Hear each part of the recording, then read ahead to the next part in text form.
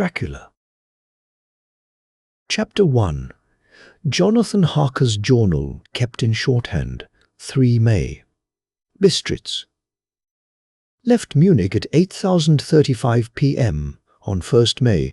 Arriving at Vienna early next morning, should have arrived at 6,046, but train was an hour late. Budapest seems a wonderful place. From the glimpse which I got of it, from the train and the little I could walk through the streets, I feared to go very far from the station, as we had arrived late and would start as near the correct time as possible. The impression I had was that we were leaving the west and entering the east, the most western of splendid bridges over the Danube, which is here of noble width and depth, took us among the traditions of Turkish rule. We left in pretty good time, and came after nightfall to Klausenborough. Here I stopped for the night at the Hotel Royal. I had for dinner, or rather supper, a chicken done up some way with red pepper, which was very good but thirsty. "Mem, get recipe for Mina," I asked the waiter, and he said it was called paprika hendel, and that, as it was a national dish, I should be able to get it anywhere along the Carpathians. I found my smattering of German very useful here. Indeed, I don't know how I should be able to get on without it, having had some time at my disposal when in London. I had visited the British Museum and made search among the books and maps in the library regarding Transylvania. It had struck me that some foreknowledge of the country could hardly fail to have some importance in dealing with a nobleman of that country.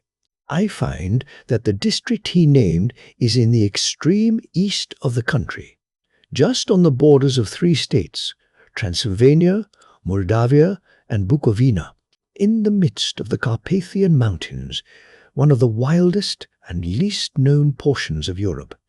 I was not able to light on any map or work giving the exact locality of the castle Dracula, as there are no maps of this country as yet to compare with our own Ordnance Survey maps, but I found that Bistritz, the post town named by Count Dracula, is a fairly well-known place. I shall enter here some of my notes, as they may refresh my memory when I talk over my travels with Mina. In the population of Transylvania there are 4 distinct nationalities: Saxons in the south, and mixed with them the Wallachs, who are the descendants of the Dacians, Magyars in the west, and Sekelis in the east and north. I am going among the latter, who claim to be descended from Attila and the Huns. This may be so, for when the Magyars conquered the country in the 11th century, they found the Huns settled in it.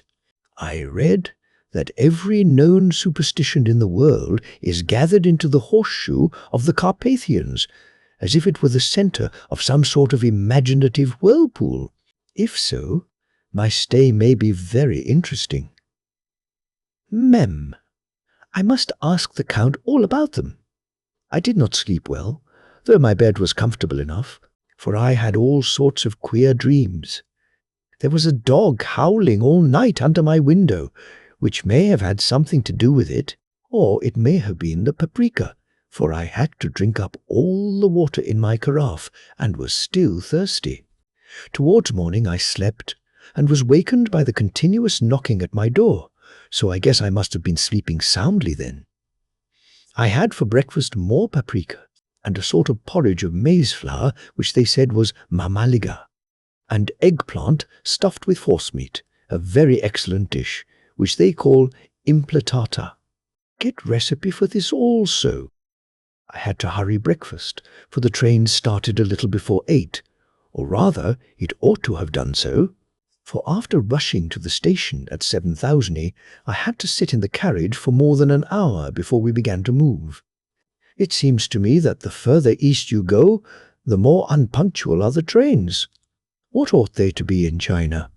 All day long we seemed to dawdle through a country which was full of beauty of every kind. Sometimes we saw little towns or castles on the top of steep hills, such as we see in old missals.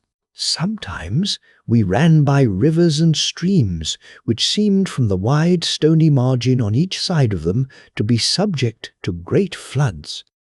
It takes a lot of water, and running strong, to sweep the outside edge of a river clear. At every station there were groups of people, sometimes crowds, and in all sorts of attire. Some of them were just like the peasants at home, or those I saw coming through France and Germany, with short jackets and round hats and homemade trousers, but others were very picturesque. The women looked pretty, except when you got near them, but they were very clumsy about the waist. They had all full white sleeves of some kind or other, and most of them had big belts with a lot of strips of something fluttering from them, like the dresses in a ballet. But of course there were petticoats under them. The strangest figures we saw were the Slovaks, who were more barbarian than the rest, with their big cowboy hats, great baggy dirty white trousers, white linen shirts, and enormous heavy leather belts, nearly a foot wide, all studded over with brass nails.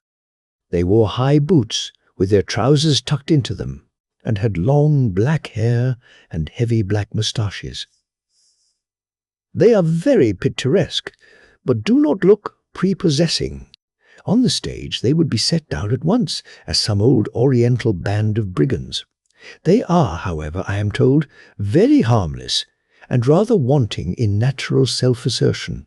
It was on the dark side of twilight when we got to Bistritz, which is a very interesting old place. Being practically on the frontier for the Borgo Pass, leads from it into Bukovina. It has had a very stormy existence, and it certainly shows marks of it.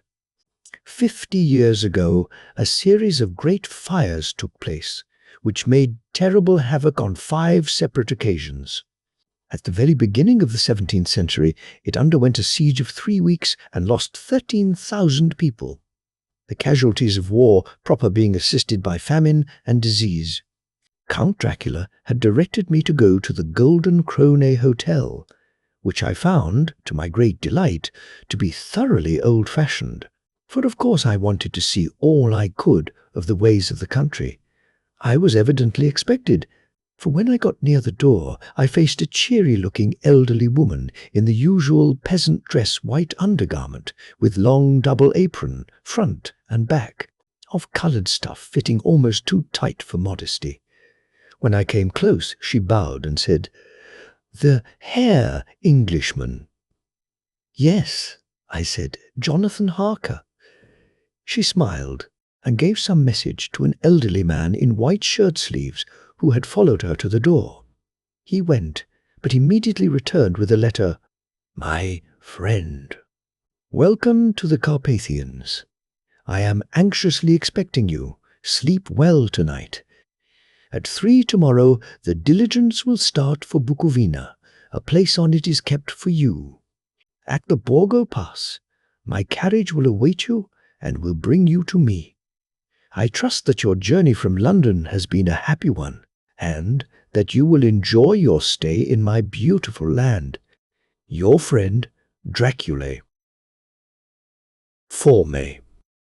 I found that my landlord had got a letter from the Count, directing him to secure the best place on the coach for me, but on making inquiries as to details he seemed somewhat reticent, and pretended that he could not understand my German. This could not be true, because up to then he had understood it perfectly. At least, he answered my questions exactly as if he did.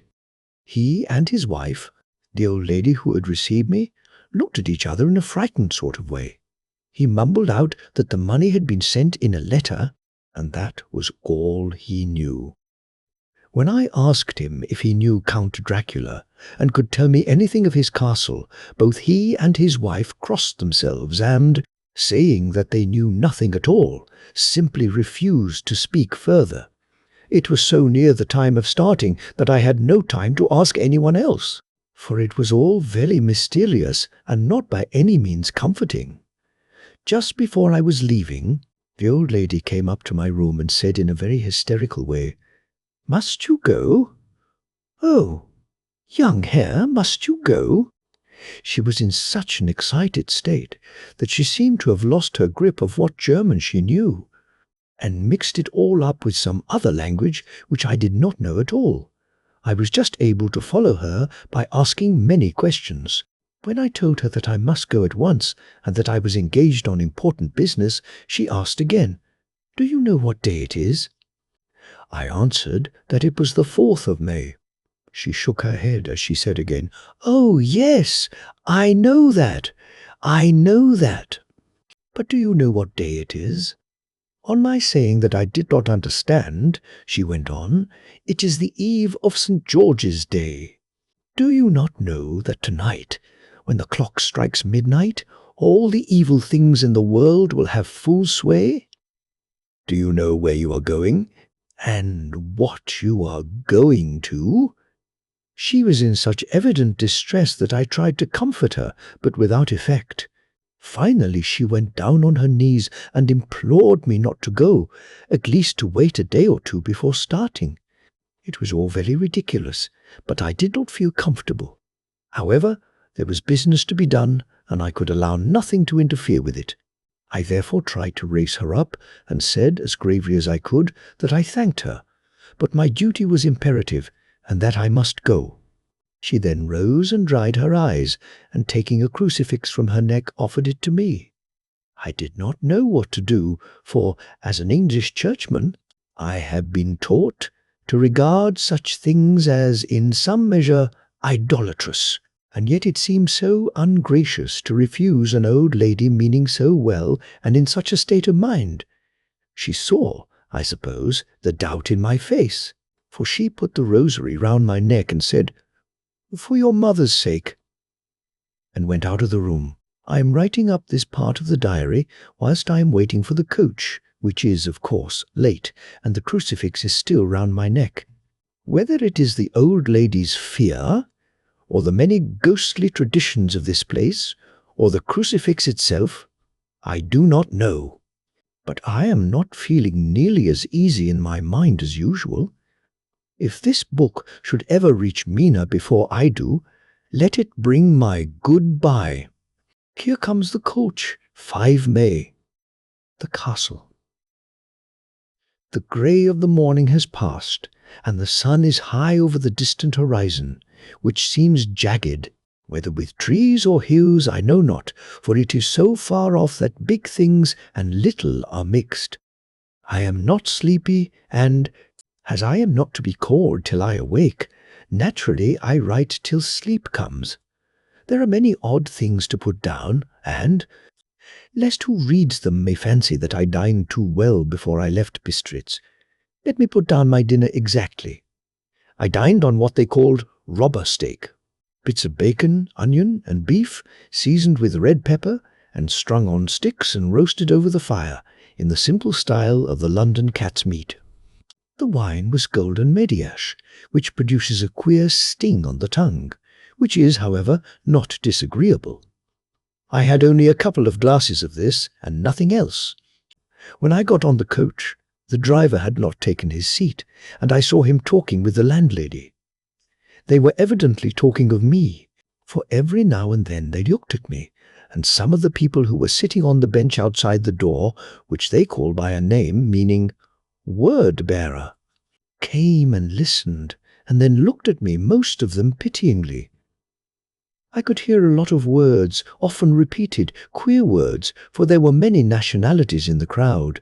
So I quietly got my polyglot dictionary from my bag and looked them out. I must say they were not cheering to me, for amongst them were Ordog, Satan, Pokol, Hell, Strigoica, Witch, Vrolok, and Velkoslak, both of which mean the same thing, one being Slovak and the other Servian, for something that is either a wolf or vampire. I must ask the Count about these superstitions. When we started, the crowd round the inn door, which had by this time swelled to a considerable size, all made the sign of the cross and pointed 2 fingers towards me. With some difficulty I got a fellow passenger to tell me what they meant. He would not answer at first, but on learning that I was English, he explained that it was a charm or guard against the evil eye. This was not very pleasant for me, just starting for an unknown place to meet an unknown man. But everyone seemed so kind-hearted and so sorrowful and so sympathetic that I could not but be touched. I shall never forget the last glimpse which I had of the inn-yard and its crowd of picturesque figures, all crossing themselves as they stood round the wide archway, with its background of rich foliage of oleander and orange trees in green tubs clustered in the centre of the yard. Then our driver, whose wide linen drawers covered the whole front of the box seat, Gotza, they call them, cracked his big whip over his 4 small horses, which ran abreast, and we set off on our journey. I soon lost sight and recollection of ghostly fears in the beauty of the scene as we drove along, although had I known the language, or rather languages, which my fellow passengers were speaking, I might not have been able to throw them off so easily. Before us lay a green, sloping land, full of forests and woods, with here and there steep hills, crowned with clumps of trees or with farmhouses, the blank gable end to the road. There was everywhere a bewildering mass of fruit blossom, apple, plum, pear, cherry, and as we drove by, I could see the green grass under the trees spangled with the fallen petals. In and out amongst these green hills of what they call here the Mittel land ran the road, losing itself as it swept round the grassy curve, or was shut out by the straggling ends of pine woods, which here and there ran down the hillsides like tongues of flame. The road was rugged, but still we seemed to fly over it with a feverish haste. I could not understand then what the haste meant, but the driver was evidently bent on losing no time in reaching Borgoprund. I was told that this road is in summertime. Excellent, but that it had not yet been put in order after the winter snows. In this respect, it is different from the general run of roads in the Carpathians, for it is an old tradition that they are not to be kept in too good order. Of old, the hospodars would not repair them, lest the Turks should think that they were preparing to bring in foreign troops, and so hasten the war, which was always really at loading point. Beyond the green swelling hills of the Mittel land rose mighty slopes of forest up to the lofty steeps of the Carpathians themselves. Right and left of us they towered, with the afternoon sun falling full upon them and bringing out all the glorious colours of this beautiful range, deep blue and purple in the shadows of the peaks, green and brown where grass and rock mingled, and an endless perspective of jagged rock and pointed crags, till these were themselves lost in the distance, where the snowy peaks rose grandly. Here and there seemed mighty rifts in the mountains, through which, as the sun began to sink, we saw now and again the white gleam of falling water. One of my companions touched my arm as we swept round the base of a hill and opened up the lofty snow-covered peak of a mountain, which seemed, as we wound on our serpentine way, to be right before us. "Look! Ist den Schick, God's seat!" and he crossed himself reverently. As we wound on our endless way, and the sun sank lower and lower behind us, the shadows of the evening began to creep round us. This was emphasized by the fact that the snowy mountain top still held the sunset, and seemed to glow out with a delicate cool pink. Here and there we passed Czechs and Slovaks, all in picturesque attire, but I noticed that goitra was painfully prevalent. By the roadside were many crosses, and as we swept by, my companions all crossed themselves.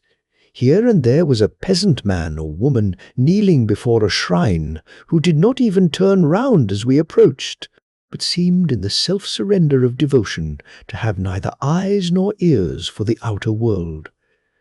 There were many things new to me, for instance, hayricks in the trees, and here and there very beautiful masses of weeping birch, their white stems shining like silver through the delicate green of the leaves.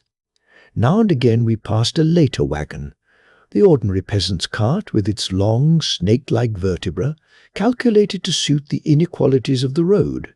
On this was sure to be seated quite a group of home-coming peasants, the Shijeks with their white, and the Slovaks with their coloured sheepskins, the latter carrying lance-fashion their long staves with axe at end. As the evening fell, it began to get very cold, and the growing twilight seemed to merge into one dark mistiness, the gloom of the trees, oak, beech, and pine, though in the valleys which ran deep between the spurs of the hills, as we ascended through the pass, the dark firs stood out here and there against the background of late-lying snow. Sometimes, as the road was cut through the pine woods that seemed in the darkness to be closing down upon us, great masses of greyness, which here and there bestrewed the trees, produced a peculiarly weird and solemn effect, which carried on the thoughts and grim fancies engendered earlier in the evening, when the falling sunset threw into strange relief the ghost-like clouds which amongst the Carpathians seemed to wind ceaselessly through the valleys. Sometimes the hills were so steep that, despite our driver's haste, the horses could only go slowly. I wished to get down and walk up them as we do at home, but the driver would not hear of it. "No, no," he said, "you must not walk here.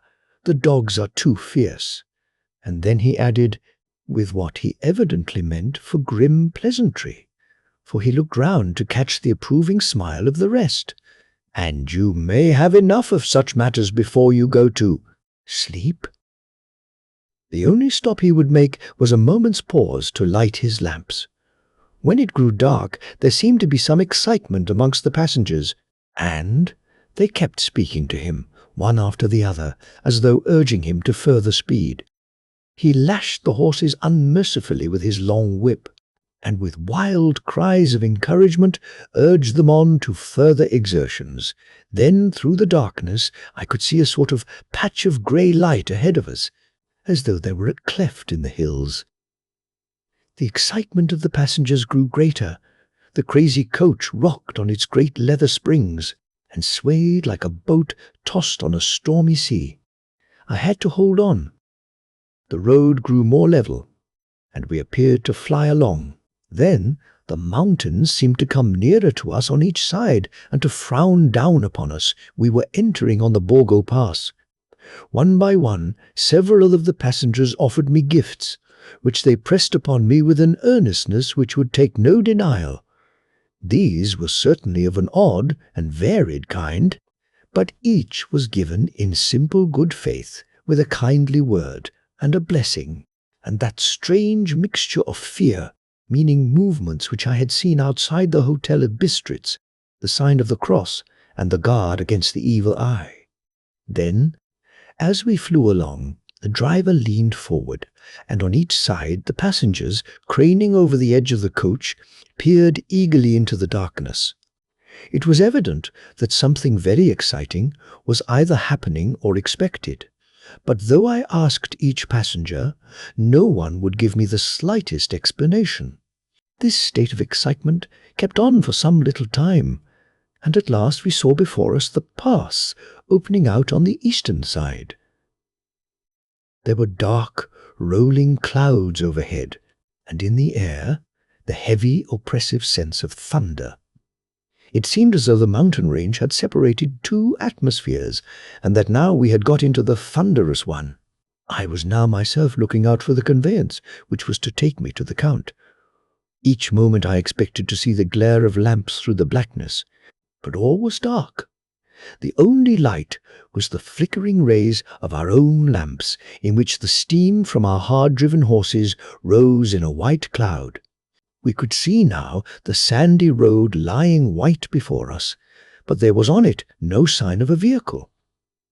The passengers drew back with a sigh of gladness, which seemed to mock my own disappointment. I was already thinking what I had best do, when the driver, looking at his watch, said to the others something which I could hardly hear. It was spoken so quietly and in so low a tone, I thought it was An hour less than the time. Then, turning to me, he said in German worse than my own, "There is no carriage here. The Herr is not expected after all. He will now come on to Bukowina, and return tomorrow, or the next day, better the next day." Whilst he was speaking, the horses began to neigh and snort and plunge wildly, so that the driver had to hold them up. Then, amongst a chorus of screams from the peasants and a universal crossing of themselves, a calèche with 4 horses drove up behind us, overtook us, and drew up beside the coach. I could see from the flash of our lamps, as the rays fell on them, that the horses were coal-black and splendid animals. They were driven by a tall man, with a long brown beard and a great black hat, which seemed to hide his face from us. I could only see the gleam of a pair of very bright eyes, which seemed red in the lamplight as he turned to us. He said to the driver, "You are early tonight, my friend." The man stammered in reply, "The English was in a hurry," to which the stranger replied, "That is why, I suppose, you wished him to go on to Bukowina? You cannot deceive me, my friend. I know too much, and my horses are swift." As he spoke, he smiled, and the lamplight fell on a hard-looking mouth with very red lips and sharp-looking teeth, as white as ivory. One of my companions whispered to another the line from Burger's Lenore, "Denn die Toten reiten schnell, for the dead travel fast." The strange driver evidently heard the words, for he looked up with a gleaming smile. The passenger turned his face away, at the same time putting out his 2 fingers and crossing himself. "Give me the Herr's luggage," said the driver, and with exceeding alacrity my bags were handed out and put in the calèche. Then I descended from the side of the coach, as the calèche was close alongside, the driver helping me with a hand which caught my arm in a grip of steel. His strength must have been prodigious. Without a word he shook his reins, the horses turned, and we swept into the darkness of the pass. As I looked back, I saw the steam from the horses of the coach by the light of the lamps, and projected against it the figures of my late companions crossing themselves. Then the driver cracked his whip and called to his horses, and off they swept on their way to Bukowina. As they sank into the darkness, I felt a strange chill, and a lonely feeling came over me. But a cloak was thrown over my shoulders and a rug across my knees, and the driver said in excellent German, "The night is chill, mein Herr, and my master. The Count bade me take all care of you. There is a flask of Slivovitz, the plum brandy of the country, underneath the seat, if you should require it." I did not take any, but it was a comfort to know it was there all the same. I felt a little strangely, and not a little frightened. I think, had there been any alternative, I should have taken it, instead of prosecuting that unknown night journey. The carriage went at a hard pace straight along. Then we made a complete turn and went along another straight road. It seemed to me that we were simply going over and over the same ground again, and so I took note of some salient point and found that this was so. I would have liked to have asked the driver what this all meant, but I really feared to do so, for I thought that, placed as I was, any protest would have had no effect in case there had been an intention to delay. By and by, however, as I was curious to know how time was passing, I struck a match, and by its flame looked at my watch. It was within a few minutes of midnight. This gave me a sort of shock, for I suppose the general superstition about midnight was increased by my recent experiences. I waited with a sick feeling of suspense. Then a dog began to howl somewhere in a farmhouse far down the road, a long, agonized wailing, as if from fear. The sound was taken up by another dog, and then another and another, till, borne on the wind which now sighed softly through the pass, a wild howling began, which seemed to come from all over the country, as far as the imagination could grasp it through the gloom of the night. At the first howl, the horses began to strain and rear, but the driver spoke to them soothingly, and they quieted down, but shivered and sweated as though after a runaway from sudden fright. Then, far off in the distance, from the mountains on each side of us began a louder and a sharper howling, that of wolves, which affected both the horses and myself in the same way, for I was minded to jump from the caleche and run, whilst they reared again and plunged madly, so that the driver had to use all his great strength to keep them from bolting. In a few minutes, however, my own ears got accustomed to the sound, and the horses so far became quiet that the driver was able to descend and to stand before them. He petted and soothed them and whispered something in their ears, as I have heard of horse-tamers doing, and with extraordinary effect, for under his caresses they became quite manageable again, though they still trembled. The driver again took his seat and, shaking his reins, started off at a great pace. This time, after going to the far side of the pass, he suddenly turned down a narrow roadway which ran sharply to the right. Soon we were hemmed in with trees, which in places arched right over the roadway till we passed us through a tunnel, and again great frowning rocks guarded us boldly on either side. Though we were in shelter, we could hear the rising wind, for it moaned and whistled through the rocks, and the branches of the trees crashed together as we swept along. It grew colder and colder still, and fine powdery snow began to fall, so that soon we and all around us were covered with a white blanket. The keen wind still carried the howling of the dogs, though this grew fainter as we went on our way. The baying of the wolves sounded nearer and nearer, as though they were closing round on us from every side.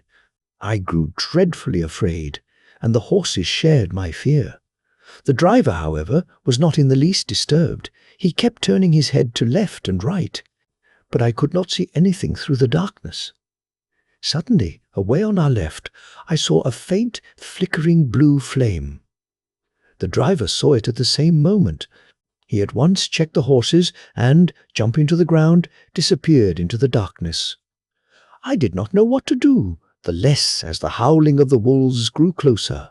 But while I wondered, the driver suddenly appeared again, and without a word took his seat, and we resumed our journey.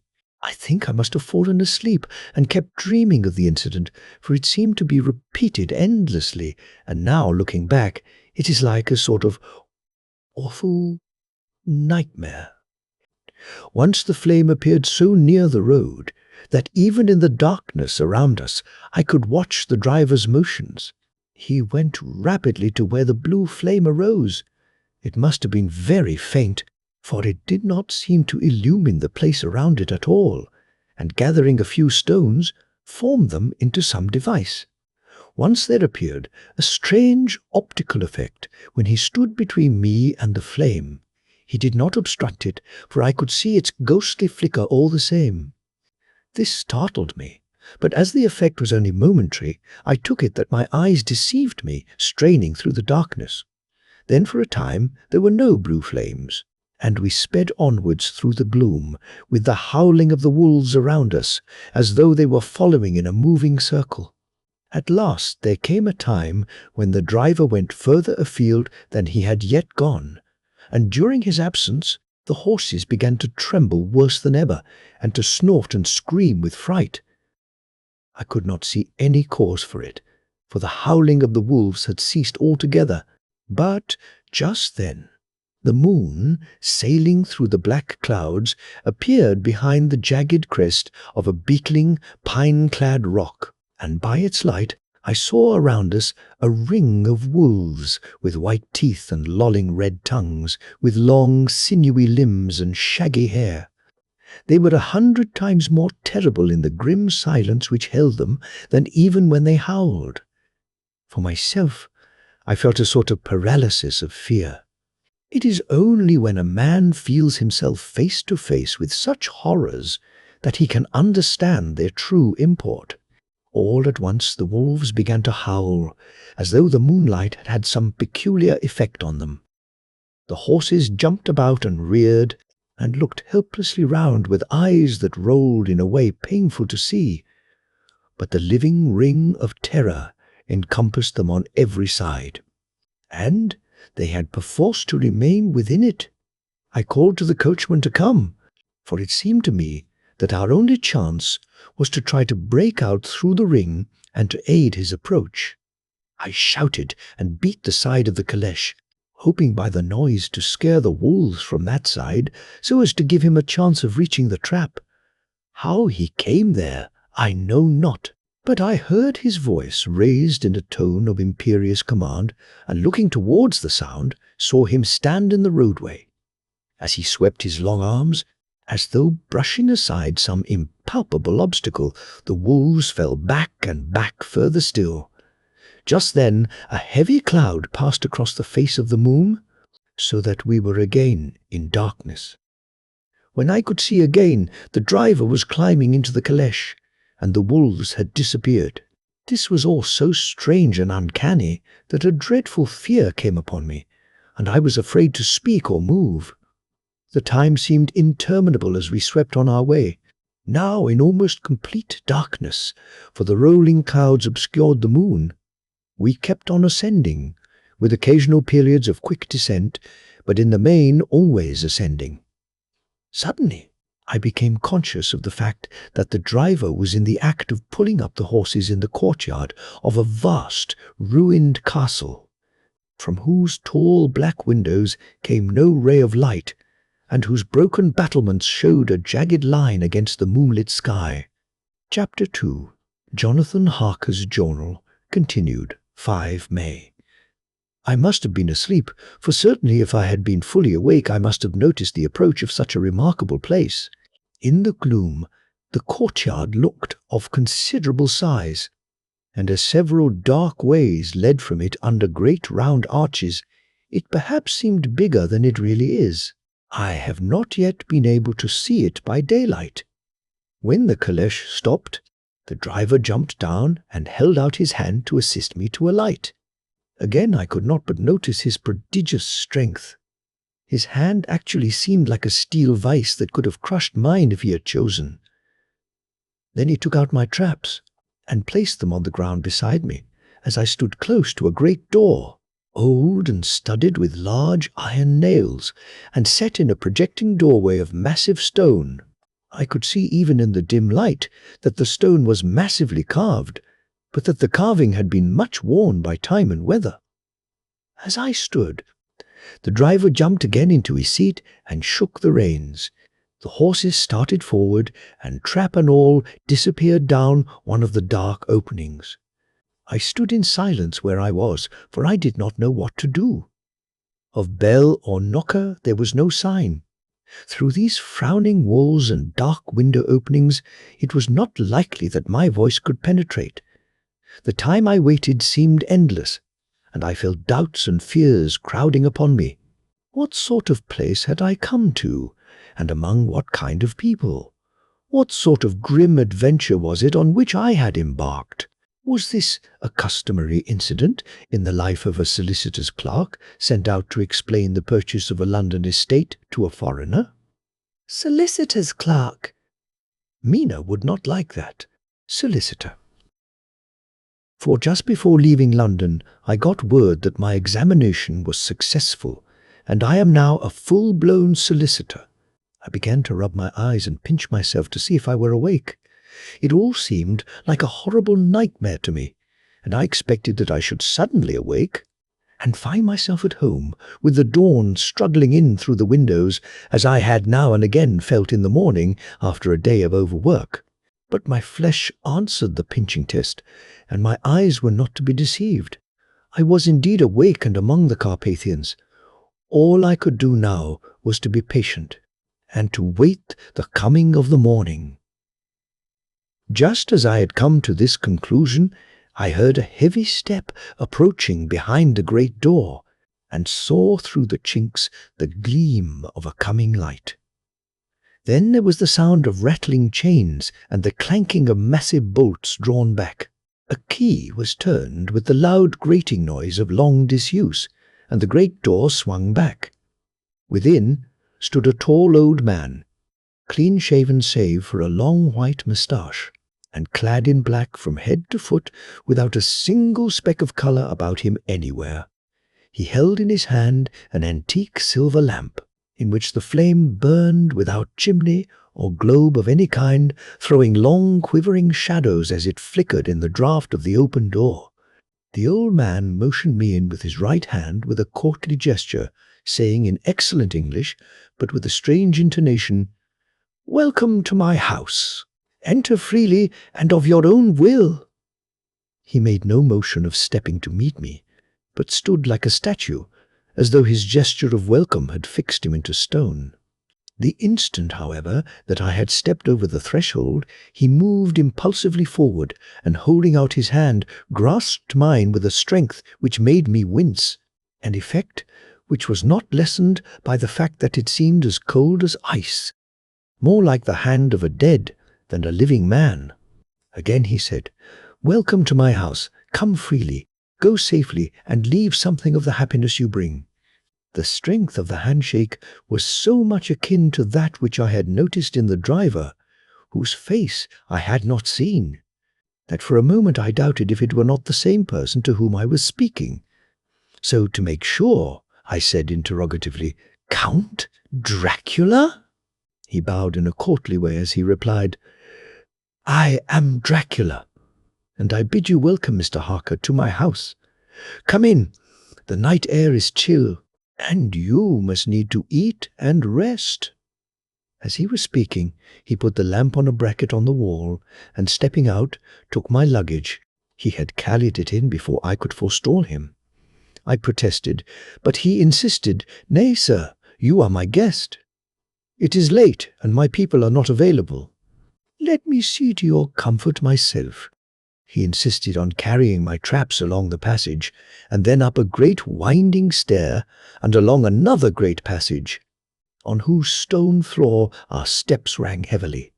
At the end of this he threw open a heavy door, and I rejoiced to see within a well-lit room in which a table was spread for supper, and on whose mighty hearth a great fire of logs, freshly replenished, flamed and flared.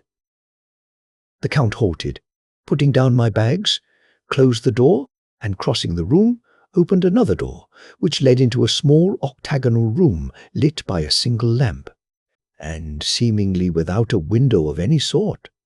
Passing through this, he opened another door, and motioned me to enter. It was a welcome sight, for here was a great bedroom well lighted and warmed with another log fire also added to. But lately, for the top logs were fresh, which sent a hollow roar up the wide chimney. The Count himself left my luggage inside and withdrew, saying, before he closed the door, "You will need, after your journey, to refresh yourself by making your toilet. I trust you will find all you wish. When you are ready, come into the other room, where you will find your supper prepared." The light and warmth and the Count's courteous welcome seemed to have dissipated all my doubts and fears.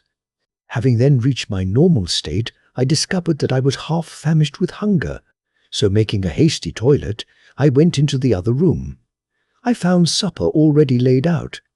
My host, who stood on one side of the great fireplace, leaning against the stonework, made a graceful wave of his hand to the table and said, "I pray you, be seated and sup how you please.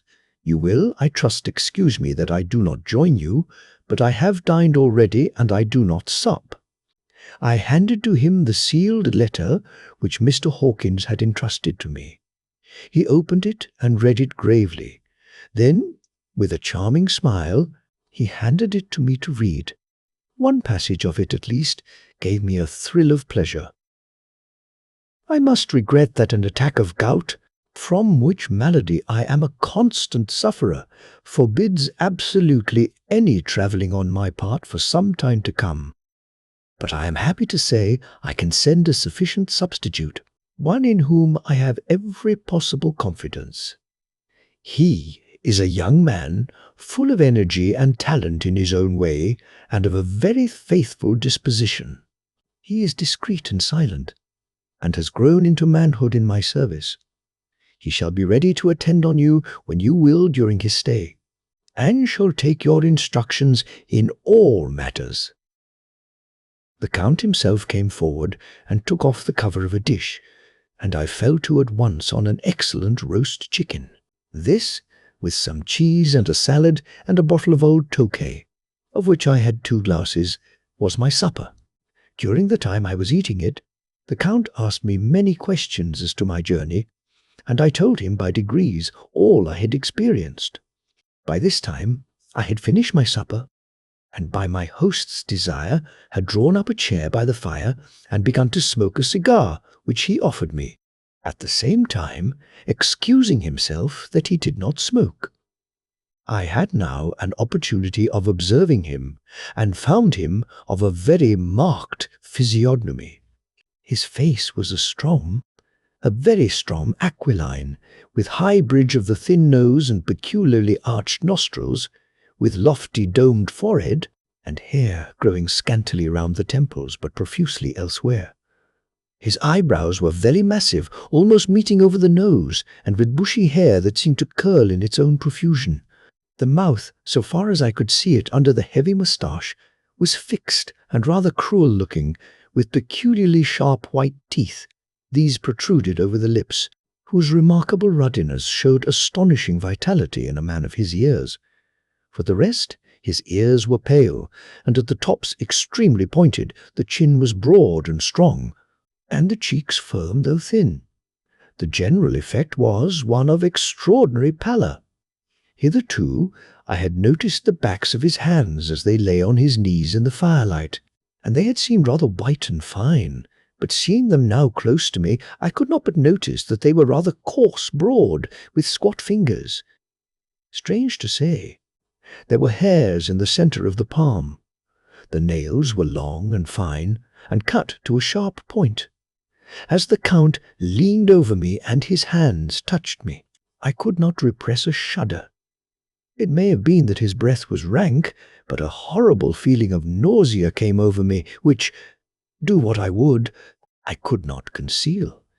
The Count, evidently noticing it, drew back, and with a grim sort of smile, which showed more than he had yet done his protuberant teeth, sat himself down again on his own side of the fireplace. We were both silent for a while, and as I looked towards the window, I saw the first dim streak of the coming dawn. There seemed a strange stillness over everything, but as I listened, I heard, as if from down below in the valley, the howling of many wolves. The Count's eyes gleamed, and he said, "Listen to them, the children of the night. What music they make!" Seeing, I suppose, some expression in my face strange to him, he added, "Ah, sir, you dwellers in the city cannot enter into the feelings of the hunter." Then he rose and said, "But you must be tired. Your bedroom is all ready, and tomorrow you shall sleep as late as you will. I have to be away till the afternoon, so sleep well and dream well." With a courteous bow, he opened for me himself the door to the octagonal room, and I entered my bedroom. I am all in a sea of wonders. I doubt, I fear, I think strange things, which I dare not confess to my own soul. God keep me, if only for the sake of those dear to me. 7 May. It is again early morning, but I have rested and enjoyed the last 24 hours. I slept till late in the day, and awoke of my own accord. When I had dressed myself, I went into the room where we had supped, and found a cold breakfast laid out, with coffee kept hot by the pot being placed on the hearth. There was a card on the table on which was written, "I have to be absent for a while. Do not wait for me. D." I set to and enjoyed a hearty meal. When I had done, I looked for a bell, so that I might let the servants know I had finished. but I could not find one. There are certainly odd deficiencies in the house, considering the extraordinary evidences of wealth which are round me. The table service is of gold, and so beautifully wrought that it must be of immense value. The curtains and upholstery of the chairs and sofas and the hangings of my bed are of the costliest and most beautiful fabrics, and must have been of fabulous value when they were made, for they are centuries old, though in excellent order. I saw something like them in Hampton Court, but there they were worn and frayed and moth-eaten. But still, in none of the rooms is there a mirror. There is not even a toilet glass on my table, and I had to get the little shaving glass from my bag before I could either shave or brush my hair. I have not yet seen a servant anywhere, or heard a sound near the castle, except the howling of wolves. Some time after I had finished my meal, I do not know whether to call it breakfast or dinner, for it was between 5 and 6 o'clock when I had it.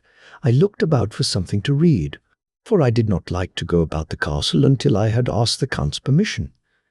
There was absolutely nothing in the room, book, newspaper, or even writing materials.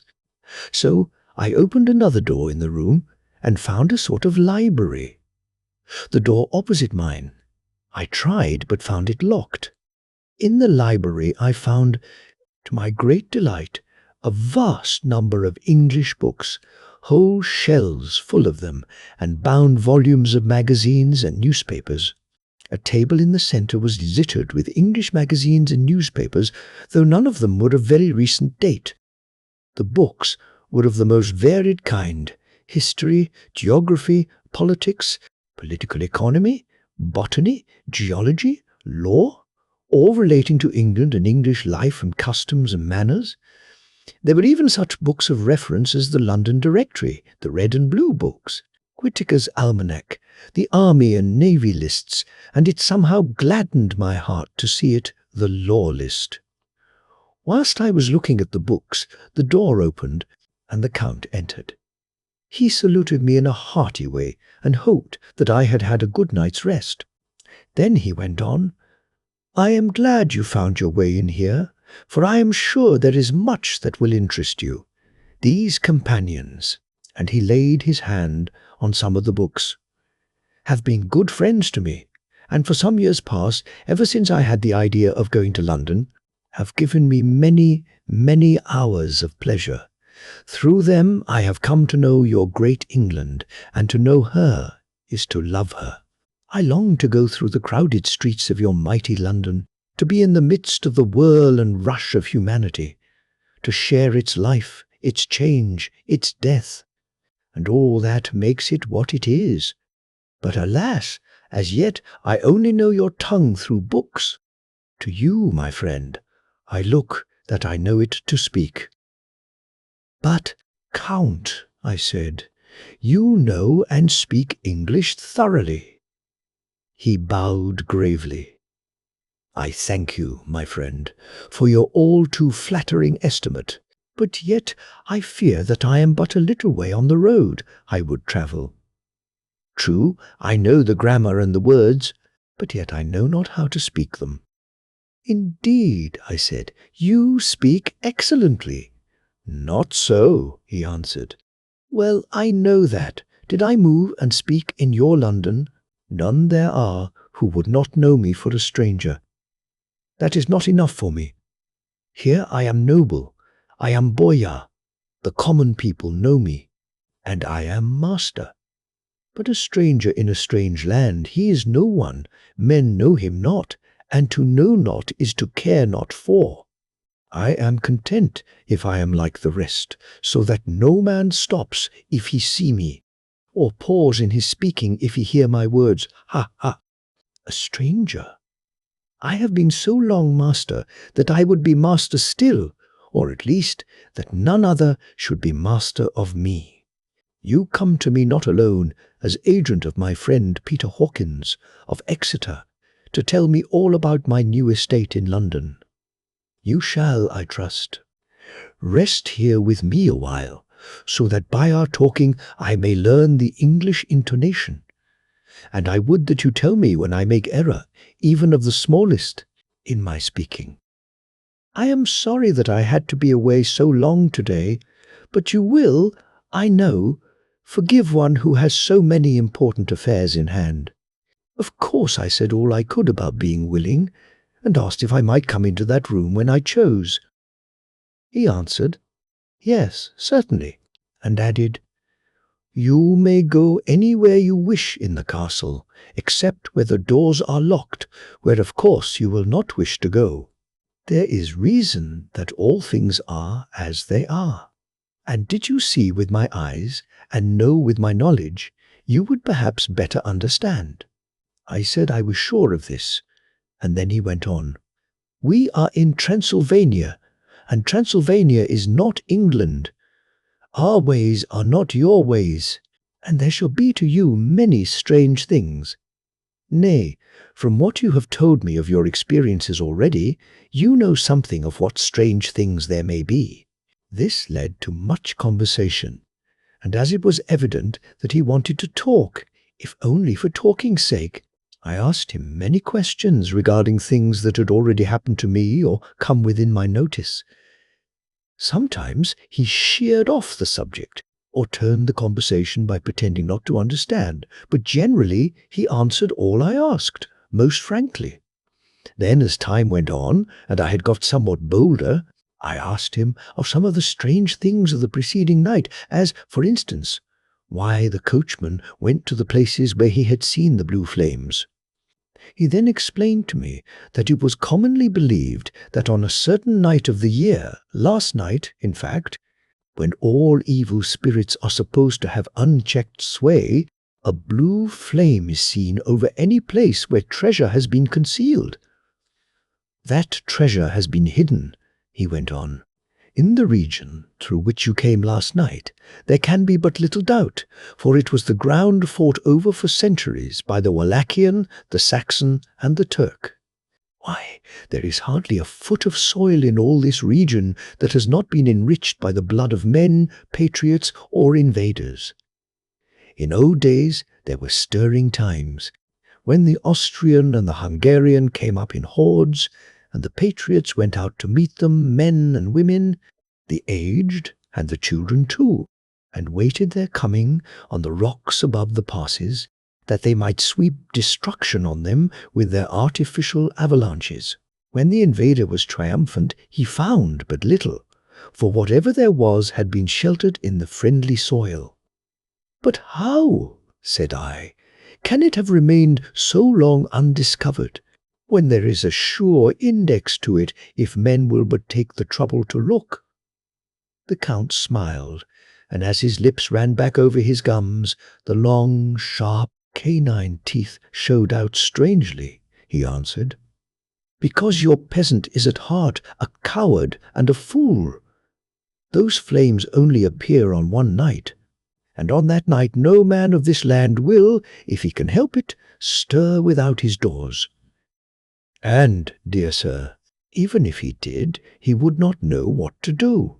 Why, even the peasant that you tell me of, who marked the place of the flame, would not know where to look in daylight, even for his own work. Even you would not, I dare be sworn, be able to find these places again? There you are right, I said. I know no more than the dead where even to look for them. Then we drifted into other matters. Come, he said at last, tell me of London and of the house which you have procured for me.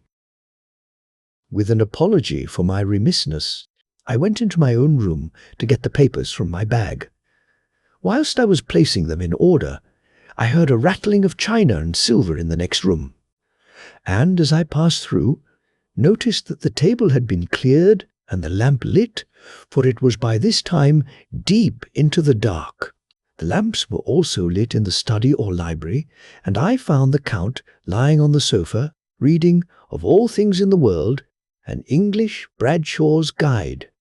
When I came in, he cleared the books and papers from the table, and with him I went into plans and deeds and figures of all sorts. He was interested in everything, and asked me a myriad questions about the place and its surroundings. He clearly had studied beforehand all he could get on the subject of the neighbourhood, for he evidently at the end knew very much more than I did. When I remarked this, he answered, "Well, but, my friend, is it not needful that I should? When I go there, I shall be all alone, and my friend Harker. Jonathan, nay, pardon me, I fall into my country's habit of putting your patronymic first. My friend, Jonathan Harker, will not be by my side to correct and aid me. He will be in Exeter, miles away, probably working at papers of the law with my other friend, Peter Hawkins. So we went thoroughly into the business of the purchase of the estate at Purfleet. When I had told him the facts, and got his signature to the necessary papers, and had written a letter with them ready to post to Mr. Hawkins, he began to ask me how I had come across so suitable a place. I read to him the notes which I had made at the time, and which I inscribe here. At Purfleet, on a by-road, I came across just such a place as seemed to be required, and where was displayed a dilapidated notice that the place was for sale. It is surrounded by a high wall of ancient structure built of heavy stones, and has not been repaired for a large number of years. The closed gates are of heavy old oak and iron, all eaten with rust. The estate is called Carfax, no doubt a corruption of the old quatre face, as the house is four-sided, agreeing with the cardinal points of the compass. It contains in all some 20 acres, quite surrounded by the solid stone wall above mentioned. There are many trees on it which make it in places gloomy, and there is a deep, dark-looking pond or small lake, evidently fed by some springs, as the water is clear and flows away in a fair-sized stream. The house is very large, and of all periods back, I should say, to medieval times, for one part is of stone immensely thick, with only a few windows high up and heavily barred with iron. It looks like part of a keep, and is close to an old chapel or church. I could not enter it, as I had not the key of the door leading to it from the house, but I have taken with my Kodak views of it from various points. The house has been added to, but in a very straggling way, and I can only guess at the amount of ground it covers, which must be very great. There are but few houses close at hand, one being a very large house, only recently added to and formed into a private lunatic asylum. It is not, however, visible from the grounds. When I had finished, he said, "I am glad that it is old and big. I myself am of an old family, and to live in a new house would kill me. A house cannot be made habitable in a day, and, after all, how few days go to make up a century. I rejoice also that there is a chapel of old times. We Transylvanian nobles love not to think that our bones may lie amongst the common dead. I seek not gaiety nor mirth, not the bright voluptuousness of much sunshine and sparkling waters, which please the young and gay. I am no longer young, and my heart, through weary years of mourning over the dead, is not attuned to mirth. Moreover, the walls of my castle are broken, the shadows are many, and the wind breathes cold through the broken battlements and casements. I love the shade and the shadow, and would be alone with my thoughts when I may." Somehow his words and his look did not seem to accord, or else it was that his cast of face made his smile look malignant and saturnine. Presently, with an excuse, he left me, asking me to put all my papers together. He was some little time away, and I began to look at some of the books around me. One was an atlas, which I found open naturally at England, as if that map had been much used. On looking at it, I found in certain places little rings marked, and on examining these, I noticed that one was near London on the east side, manifestly where his new estate was situated. The other two were Exeter and Whitby on the Yorkshire coast. It was the better part of an hour when the Count returned. "Aha," he said, "still at your books? Good. But you must not work always. Come, I am informed that your supper is ready." He took my arm, and we went into the next room, where I found an excellent supper ready on the table. The Count again excused himself, as he had dined out on his being away from home, but he sat as on the previous night, and chatted whilst I ate.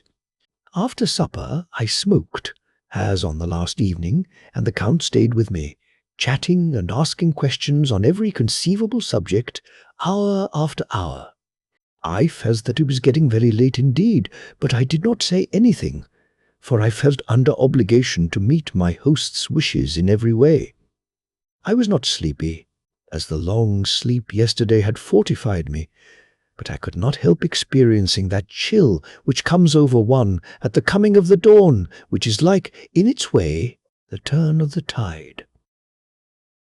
They say that people who are near death die generally at the change to the dawn, or at the turn of the tide.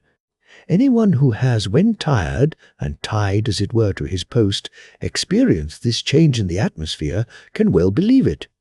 All at once we heard the crow of a cock coming up with preternatural shrewdness through the clear morning air.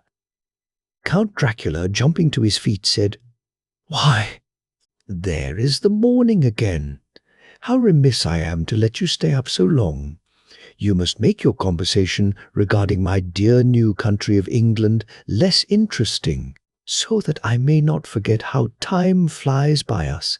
And, with a courtly bow, he quickly left me. I went into my own room and drew the curtains, but there was little to notice. My window opened into the courtyard. All I could see was the warm grey of quickening sky. So I pulled the curtains again, and have written of this day, 8 May. I began to fear, as I wrote in this book, that I was getting too diffuse, but now I am glad that I went into detail from the first, for there is something so strange about this place and all in it that I cannot but feel uneasy. I wish I were safe out of it, or that I had never come. It may be that this strange night existence is telling on me, but would that that were all. If there were any one to talk to, I could bear it, but there is no one. I have only the Count to speak with, and I fear I am myself the only living soul within the place. Let me be prosaic, so far as facts can be. It will help me to bear up, and imagination must not run riot with me. If it does, I am lost. Let me say at once how I stand, or seem to. I only slept a few hours when I went to bed, and feeling that I could not sleep any more, got up. I had hung my shaving glass by the window, and was just beginning to shave. Suddenly, I felt a hand on my shoulder, and heard the Count's voice saying to me, "Good morning."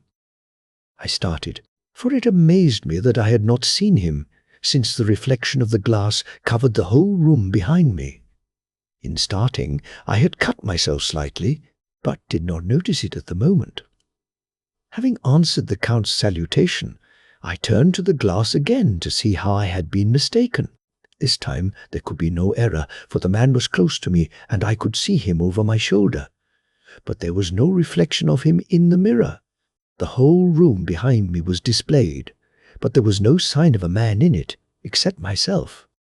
This was startling, and, coming on the top of so many strange things, was beginning to increase that vague feeling of uneasiness which I always have when the Count is near. But at the instant I saw that the cut had bled a little, and the blood was trickling over my chin. I laid down the razor, turning as I did so half round to look for some sticking plaster. When the Count saw my face, his eyes blazed with a sort of demoniac fury, and he suddenly made a grab at my throat. I drew away, and his hand touched the string of beads which held the crucifix. It made an instant change in him, for the fury passed so quickly that I could hardly believe that it was ever there. "Take care," he said. "Take care how you cut yourself. It is more dangerous than you think in this country." Then seizing the shaving glass, he went on, "And this is the wretched thing that has done the mischief. It is a foul bauble of man's vanity. Away with it!" And opening the heavy window with one wrench of his terrible hand, he flung out the glass, which was shattered into 1,000 pieces on the stones of the courtyard far below. Then he withdrew without a word. It is very annoying, for I do not see how I am to shave, unless in my watch case or the bottom of the shaving pot, which is fortunately of metal. When I went into the dining room, breakfast was prepared, but I could not find the Count anywhere. So I breakfasted alone.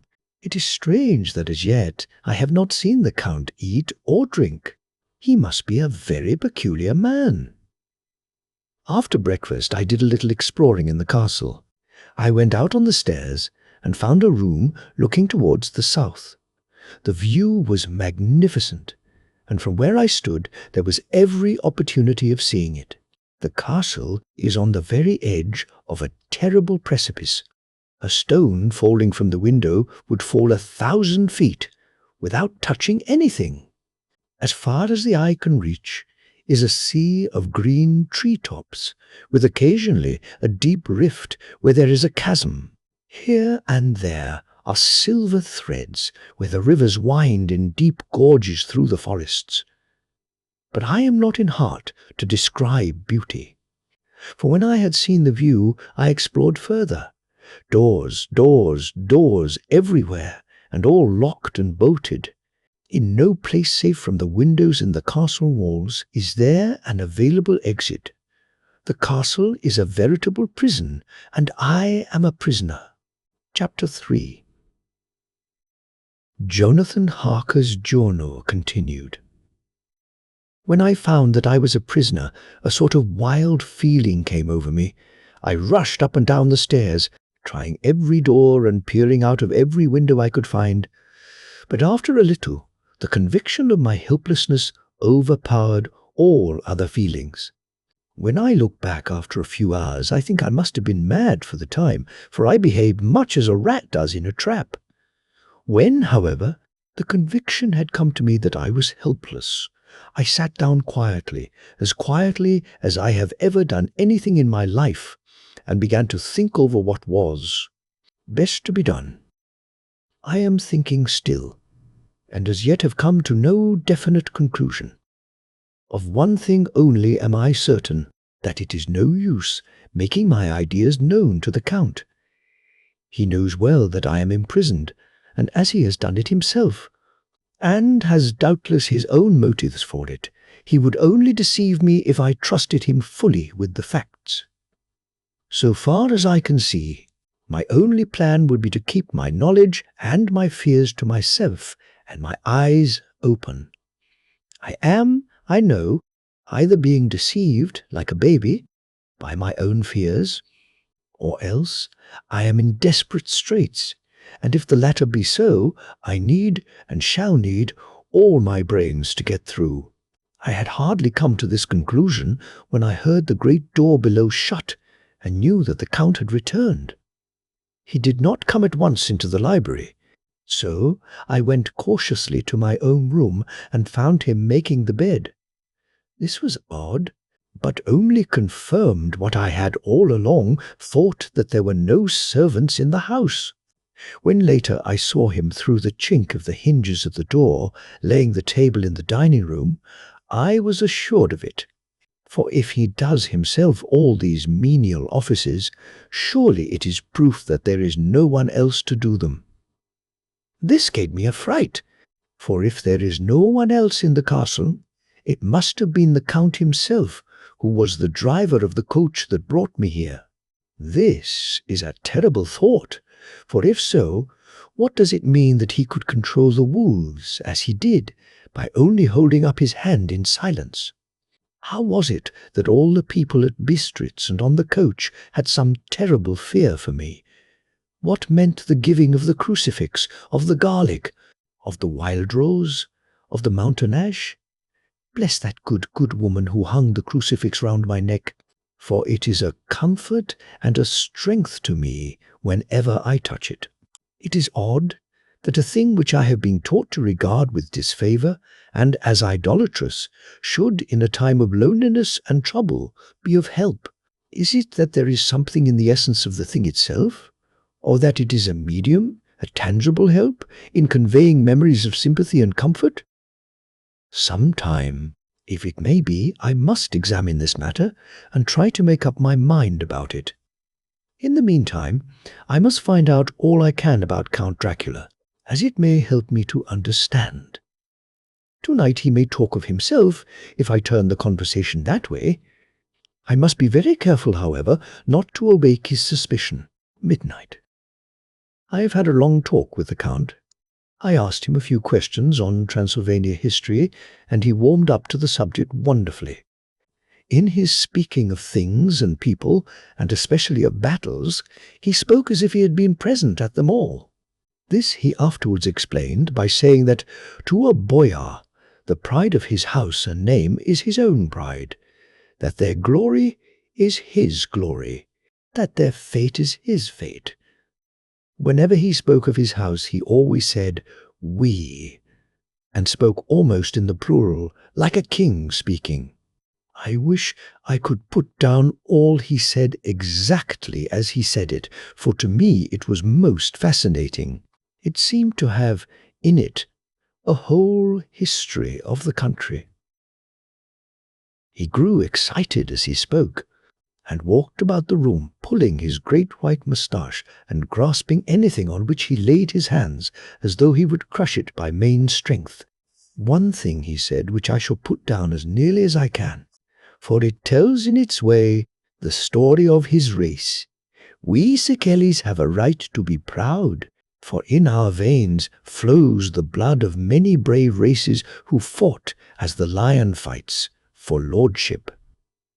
Here, in the whirlpool of European races, the Ugric tribe bore down from Iceland the fighting spirit which Thor and Odin gave them, which their berserkers displayed to such fell intent on the seaboards of Europe, aye, and of Asia and Africa too, till the peoples thought that they were wolves themselves had come. Here too, when they came, they found the Huns, whose warlike fury had swept the earth like a living flame, till the dying peoples held that in their veins ran the blood of those old witches who, expelled from Scythia, had mated with the devils in the desert. Fools, what devil or what witch was ever so great as Attila, whose blood is in these veins? He held up his arms. Is it a wonder that we were a conquering race, that we were proud, that when the Magyar, the Lombard, the Avar, the Bulgar, or the Turk poured his thousands on our frontiers, we drove them back?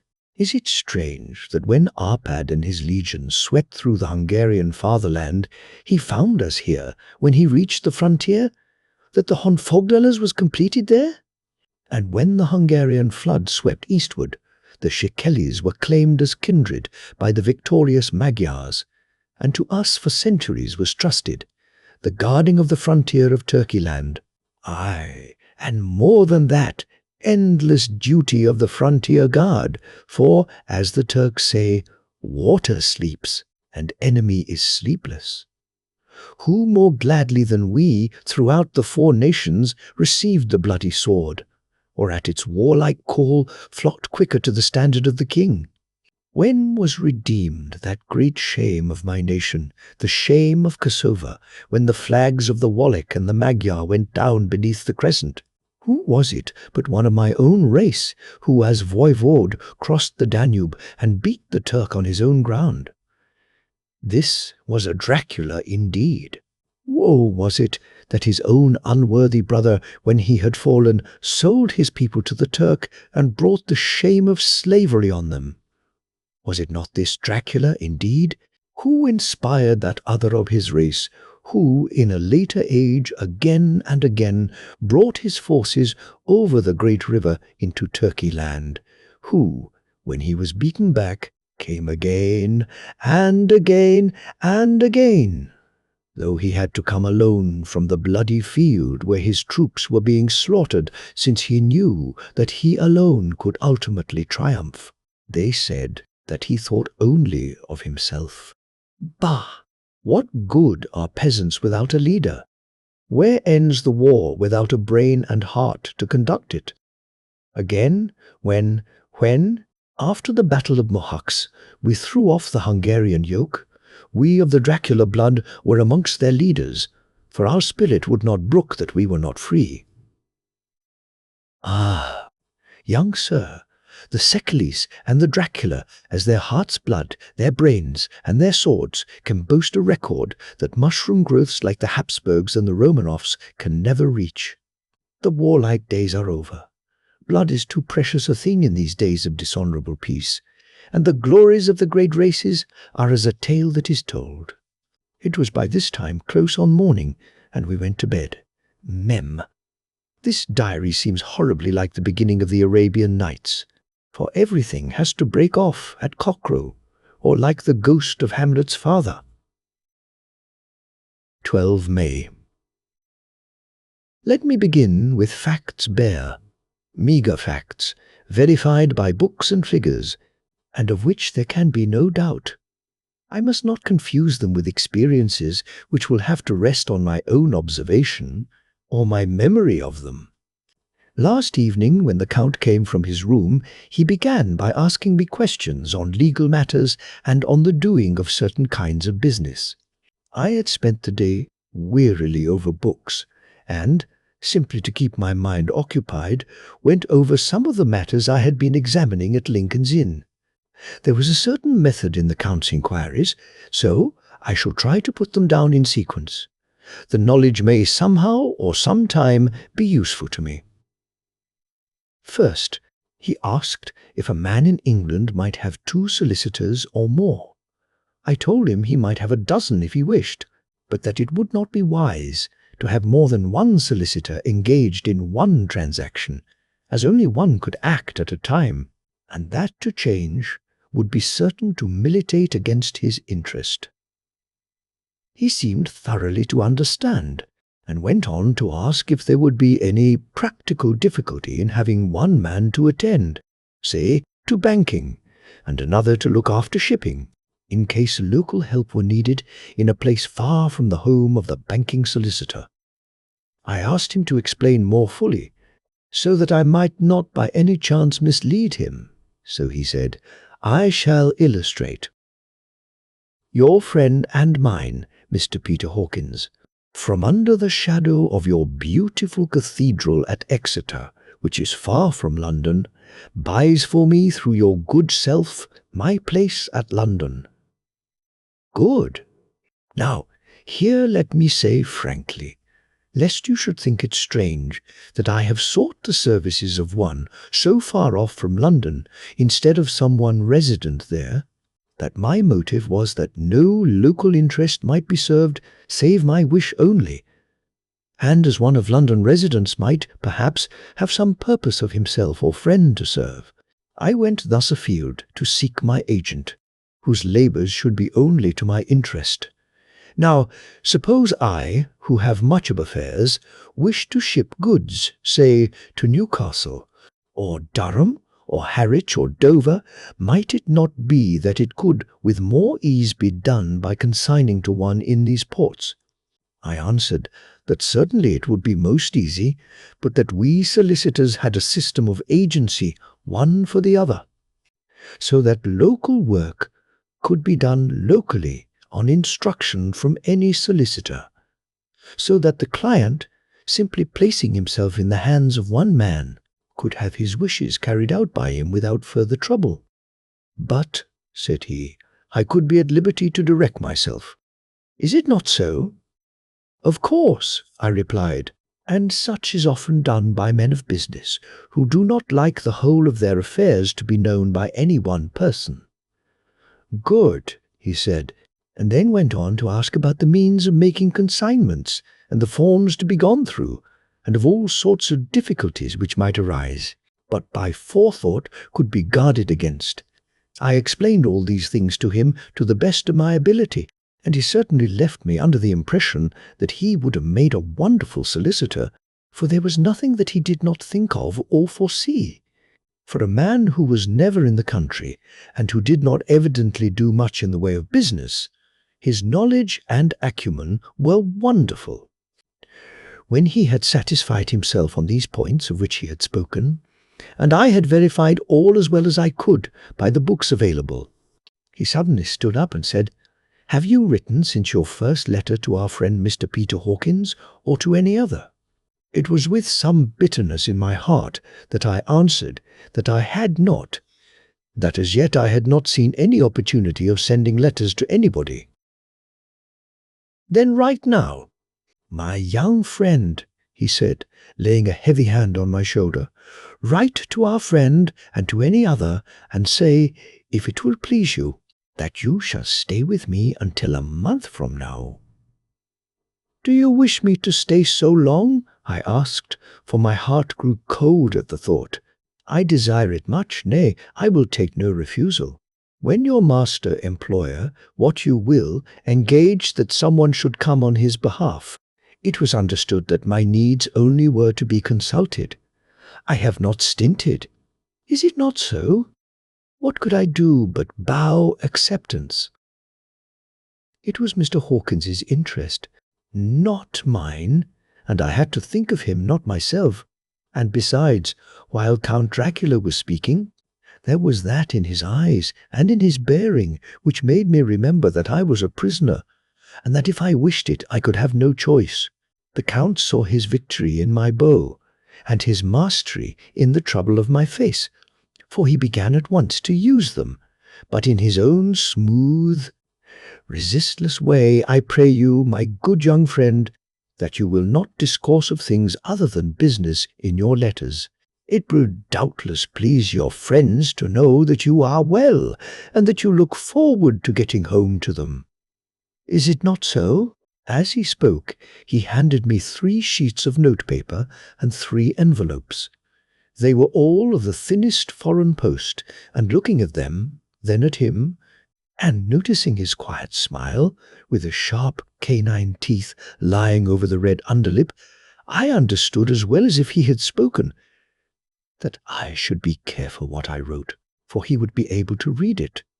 So I determined to write only formal notes now, but to write fully to Mr. Hawkins in secret, and also to Mina, for to her I could write in shorthand, which would puzzle the Count if he did see it. When I had written my 2 letters, I sat quiet, reading a book, whilst the Count wrote several notes, referring as he wrote them to some books on his table. Then he took up my 2 and placed them with his own, and put by his writing materials, after which, the instant the door had closed behind him, I leaned over and looked at the letters, which were face down on the table. I felt no compunction in doing so, for under the circumstances I felt that I should protect myself in every way I could. One of the letters was directed to Samuel F. Billington, No. 7, The Crescent, Whitby. Another to Herr Leutner, Warner. The third was to Coutts & Co., London, and the fourth to Herren Klopstock and Bilruith, bankers, Budapest. The second and fourth were unsealed. I was just about to look at them when I saw the door-handle move. I sank back in my seat, having just had time to replace the letters as they had been, and to resume my book before the Count, holding still another letter in his hand, entered the room. He took up the letters on the table and stamped them carefully, and then turning to me said, "I trust you will forgive me, but I have much work to do in private this evening. You will, I hope, find all things as you wish." At the door he turned, and after a moment's pause said, "Let me advise you, my dear young friend, nay, let me warn you with all seriousness, that, should you leave these rooms, you will not by any chance go to sleep in any other part of the castle. It is old, and has many memories, and there are bad dreams for those who sleep unwisely. Be warned. Should sleep now, or ever overcome you, or be like to do, then haste to your own chamber or to these rooms, for your rest will then be safe. But if you be not careful in this respect, then—" He finished his speech in a gruesome way, for he motioned with his hands as if he were washing them. I quite understood.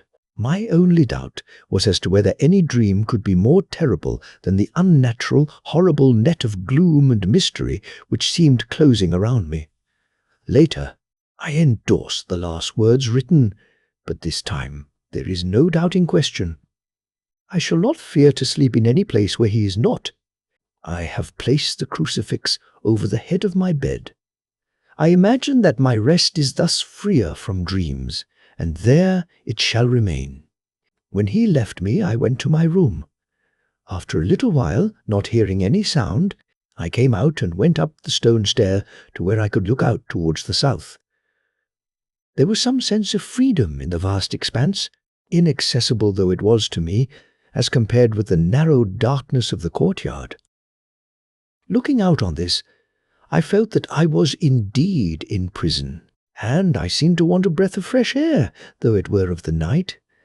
I am beginning to feel this nocturnal existence tell on me. It is destroying my nerve. I start at my own shadow, and am full of all sorts of horrible imaginings.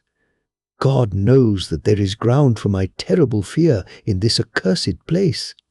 I looked out over the beautiful expanse, bathed in soft yellow moonlight, till it was almost as light as day.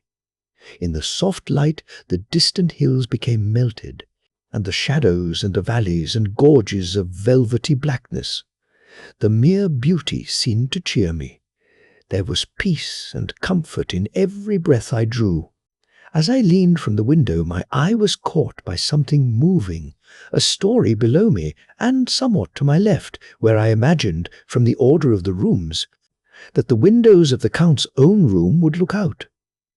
The window at which I stood was tall and deep, stone mullioned, and though weather-worn was still complete, but it was evidently many a day since the case had been there.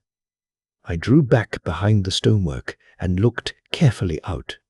What I saw was the Count's head coming out from the window. I did not see the face, but I knew the man by the neck and the movement of his back and arms. In any case, I could not mistake the hands which I had had so many opportunities of studying. I was at first interested and somewhat amused, for it is wonderful how small a matter will interest and amuse a man when he is a prisoner. But my very feelings changed to repulsion and terror when I saw the whole man slowly emerge from the window and begin to crawl down the castle wall over that dreadful abyss, face down with his cloak spreading out around him like great wings. At first I could not believe my eyes. I thought it was some trick of the moonlight, some weird effect of shadow, but I kept looking, and it could be no delusion. I saw the fingers and toes grasp the corners of the stones, worn clear of the mortar by the stress of years, and by thus using every projection and inequality move downwards with considerable speed, just as a lizard moves along a wall. What manner of man is this? Or what manner of creature is it in the semblance of man? I feel the dread of this horrible place overpowering me. I am in fear, in awful fear, and there is no escape for me. I am encompassed about with terrors that I dare not think of. 15 May. Once more have I seen the Count go out in his lizard fashion. He moved downwards in a sidelong way, some 100 feet down and a good deal to the left. He vanished into some hole or window. When his head had disappeared, I leaned out to try and see more, but without avail. The distance was too great to allow a proper angle of sight. I knew he had left the castle now, and thought to use the opportunity to explore more than I had dared to do as yet. I went back to the room, and taking a lamp, tried all the doors. They were all locked, as I had expected, and the locks were comparatively new. But I went down the stone stairs to the hall where I had entered originally. I found I could pull back the bolts easily enough and unhook the great chains, but the door was locked, and the key was gone. That key must be in the Count's room. I must watch, should his door be unlocked, so that I may get it and escape. I went on to make a thorough examination of the various stairs and passages, and to try the doors that opened from them. 1 or 2 small rooms near the hall were open, but there was nothing to see in them except old furniture, dusty with age and moth-eaten. At last, however, I found one door at the top of the stairway which, though it seemed to be locked, gave a little under pressure. I tried it harder, and found that it was not really locked, but that the resistance came from the fact that the hinges had fallen somewhat, and the heavy door rested on the floor. Here was an opportunity which I might not have again, so I exerted myself, and with many efforts forced it back so that I could enter. I was now in a wing of the castle further to the right than the rooms I knew, and a story lower down. From the windows I could see that the suite of rooms lay along to the south of the castle, the windows of the end room looking out both west and south. On the latter side, as well as to the former, there was a great precipice. The castle was built on the corner of a great rock, so that on 3 sides it was quite impregnable, and great windows were placed here where sling or bow or culverin could not reach, and consequently light and comfort, impossible to a position which had to be guarded, were secured. To the west was a great valley, and then, rising far away, great jagged mountain fastnesses, rising peak on peak, the sheer rock studded with mountain ash and thorn, whose roots clung in cracks and crevices and crannies of the stone. This was evidently the portion of the castle occupied by the ladies in bygone days, for the furniture had more air of comfort than any I had seen. The windows were curtainless, and the yellow moonlight, flooding in through the diamond panes, enabled one to see even colours, whilst it softened the wealth of dust which lay over all, and disguised in some measure the ravages of time and the moth. My lamp seemed to be of little effect in the brilliant moonlight, but I was glad to have it with me, for there was a dread loneliness in the place which chilled my heart and made my nerves tremble. Still, it was better than living alone in the rooms which I had come to hate from the presence of the Count, and after trying a little to school my nerves, I found a soft quietude come over me.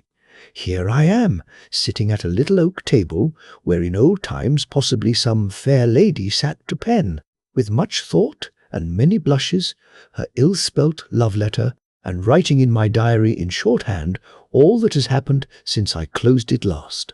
It is 19th century up to date with a vengeance, and yet, unless my senses deceive me, the old centuries had and have powers of their own which mere modernity cannot kill. Later, the morning of 16 May. God preserve my sanity, for to this I am reduced.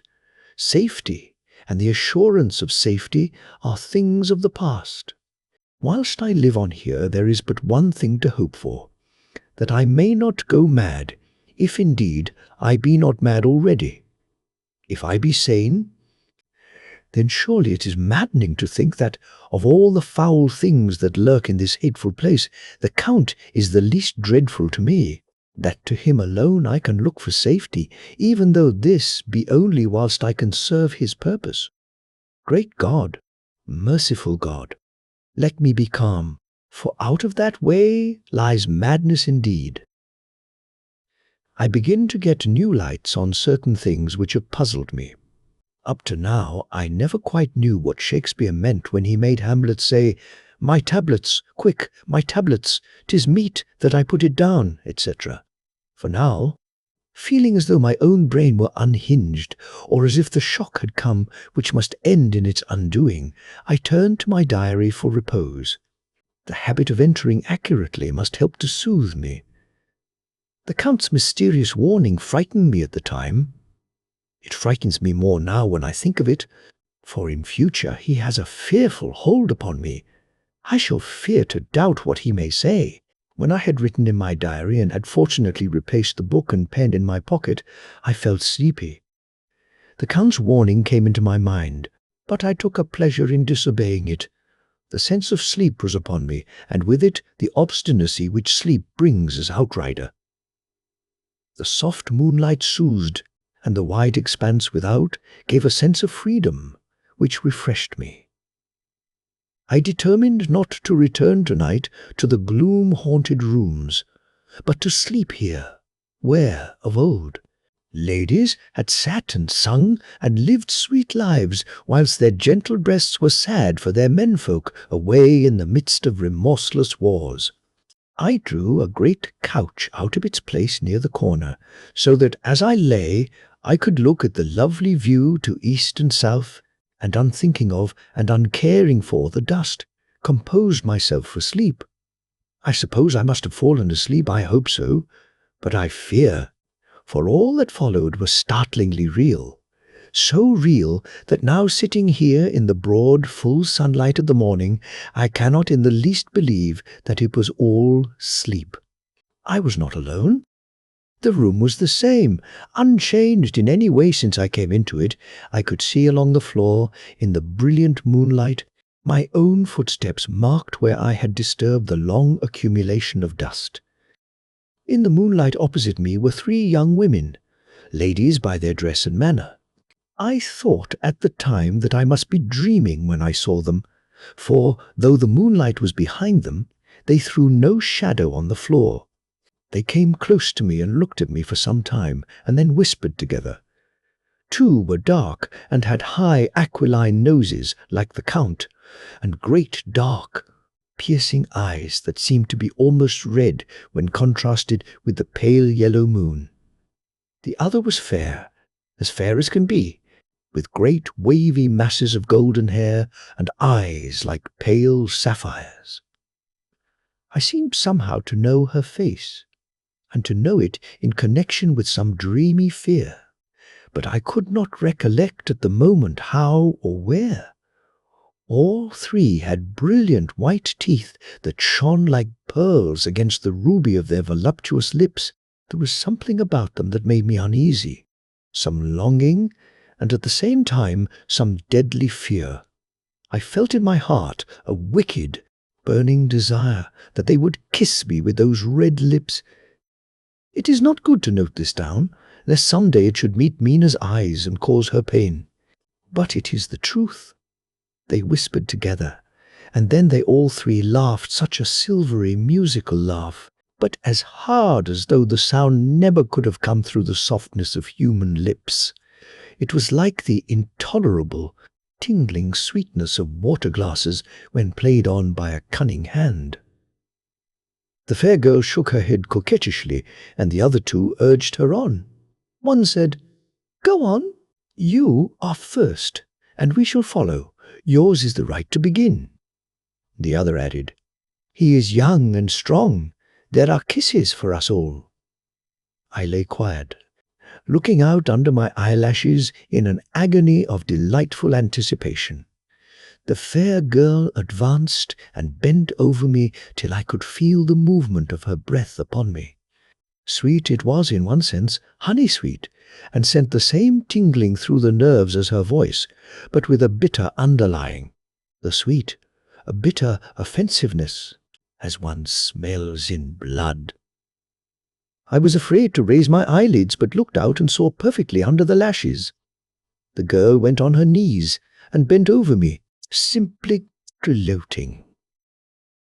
There was a deliberate voluptuousness which was both thrilling and repulsive, and as she arched her neck, she actually licked her lips like an animal, till I could see in the moonlight the moisture shining on the scarlet lips and on the red tongue as it lapped the white, sharp teeth. Lower and lower went her head, as the lips went below the range of my mouth and chin and seemed about to fasten on my throat. Then she paused, and I could hear the churning sound of her tongue as it licked her teeth and lips, and could feel the hot breath on my neck. Then the skin of my throat began to tingle as one's flesh does when the hand that is to tickle it approaches nearer. I could feel the soft, shivering touch of the lips on the supersensitive skin of my throat and the hard dents of two sharp teeth just touching and pausing there. I closed my eyes in a languorous ecstasy and waited with beating heart. But at that instant, another sensation swept through me as quick as lightning. I was conscious of the presence of the Count, and of his being as if lapped in a storm of fury. As my eyes opened involuntarily, I saw his strong hand grasp the slender neck of the fair woman, and with giant's power draw it back. The blue eyes transformed with fury, the white teeth champing with rage, and the fair cheeks blazing red with passion. But the Count! Never did I imagine such wrath and fury, even to the demons of the pit. His eyes were positively blazing. The red light in them was lurid, as if the flames of hellfire blazed behind them. His face was deathly pale, and the lines of it were hard like drawn wires. The thick eyebrows that met over the nose now seemed like a heaving bar of white-hot metal. With a fierce sweep of his arm, he hurled the woman from him, and then motioned to the others as though he were beating them back. It was the same imperious gesture that I had seen used to the wolves.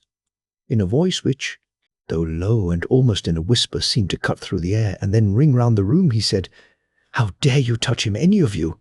How dare you cast eyes on him when I had forbidden it? Back, I tell you all. This man belongs to me. Beware how you meddle with him, or you'll have to deal with me." The fair girl, with a laugh of ribald coquetry, turned to answer him. "You yourself never loved, you never love." On this the other women joined, and such a mirthless, hard, soulless laughter rang through the room that it almost made me faint to hear. It seemed like the pleasure of fiends. Then the Count turned, after looking at my face attentively, and said in a soft whisper, "Yes, I too can love. You yourselves can tell it from the past. Is it not so? Well, now I promise you that when I am done with him, you shall kiss him at your will. Now go, I must awaken him, for there is work to be done." "Are we to have nothing tonight?" said one of them, with a low laugh, as she pointed to the bag which he had thrown upon the floor, and which moved as though there were some living thing within it. For answer, he nodded his head. One of the women jumped forward and opened it. If my ears did not deceive me, there was a gasp and a low wail, as of a half-smothered child. The women closed round, whilst I was aghast with horror, but as I looked, they disappeared, and with them the dreadful bag. There was no door near them, and they could not have passed me without my noticing. They simply seemed to fade into the rays of the moonlight and pass out through the window, for I could see outside the dim, shadowy forms for a moment before they entirely faded away. Then the horror overcame me, and I sank down unconscious. Chapter 4th. Jonathan Harker's Journal, continued. I awoke in my own bed. If it be that I had not dreamt, the Count must have carried me here. I tried to satisfy myself on the subject, but could not arrive at any unquestionable result. To be sure, there were certain small evidences, such as that my clothes were folded and laid by in a manner which was not my habit. My watch was still unwound, and I am rigorously accustomed to wind it the last thing before going to bed, and many such details. But these things are no proof, for they may have been evidences that my mind was not as usual, and, from some cause or another, I had certainly been much upset. I must watch for proof. Of one thing I am glad. If it was that the Count carried me here and undressed me, he must have been hurried in his task, for my pockets are intact. I am sure this diary would have been a mystery to him, which he would not have brooked. He would have taken or destroyed it. As I look round this room, although it has been to me so full of fear, it is now a sort of sanctuary, for nothing can be more dreadful than those awful women who are waiting to suck my blood. 18 May. I have been down to look at that room again in daylight, for I must know the truth. When I got to the doorway at the top of the stairs, I found it closed. It had been so forcibly driven against the jamb that part of the woodwork was splintered. I could see that the bolt of the lock had not been shot, but the door is fastened from the inside. I fear it was no dream, and must act on this surmise. 19 May. I am surely in the toils. Last night the Count asked me in the suavest tones to write 3 letters, one saying that my work here was nearly done, and that I should start for home within a few days, another that I was starting on the next morning from the time of the letter, and the third that I had left the castle and arrived at Bistritz. I would fain have rebelled, but felt that in the present state of things it would be madness to quarrel openly with the Count whilst I am so absolutely in his power, and to refuse would be to excite his suspicion and to arouse his anger. He knows that I know too much, and that I must not live. Lest I be dangerous to him, my only chance is to prolong my opportunities. Something may occur which will give me a chance to escape. I saw in his eyes something of that gathering wrath which was manifest when he hurled that fair woman from him. He explained to me that posts were few and uncertain, and that my writing now would ensure ease of mind to my friends, and he assured me with so much impressiveness that he would countermand the later letters, which would be held over at Bistritz until due time, in case chance would admit of my prolonging my stay, that to oppose him would have been to create new suspicion. I therefore pretended to fall in with his views, and asked him what dates I should put on the letters. He calculated a minute, and then said, the first should be June 12th, the second June 19, and the third June 29. I know now the span of my life. God help me. 28 May. There is a chance of escape, or at any rate of being able to send word home. A band of Zurdgani have come to the castle, and are encamped in the courtyard. These Scani are gypsies. I have notes of them in my book. They are peculiar to this part of the world, though allied to the ordinary gypsies all the world over. There are thousands of them in Hungary and Transylvania who are almost outside all law. They attach themselves as a rule to some great noble or boyar, and call themselves by his name. They are fearless and without religion save superstition, and they talk only their own varieties of the Romany tongue. I shall write some letters home, and shall try to get them to have them posted. I have already spoken them through my window to begin acquaintanceship. They took their hats off and made obeisance and many signs, which, however, I could not understand any more than I could their spoken language. I have written the letters. Mina's is in shorthand, and I simply ask Mr. Hawkins to communicate with her. To her I have explained my situation, but without the horrors which I may only surmise. It would shock and frighten her to death were I to expose my heart to her.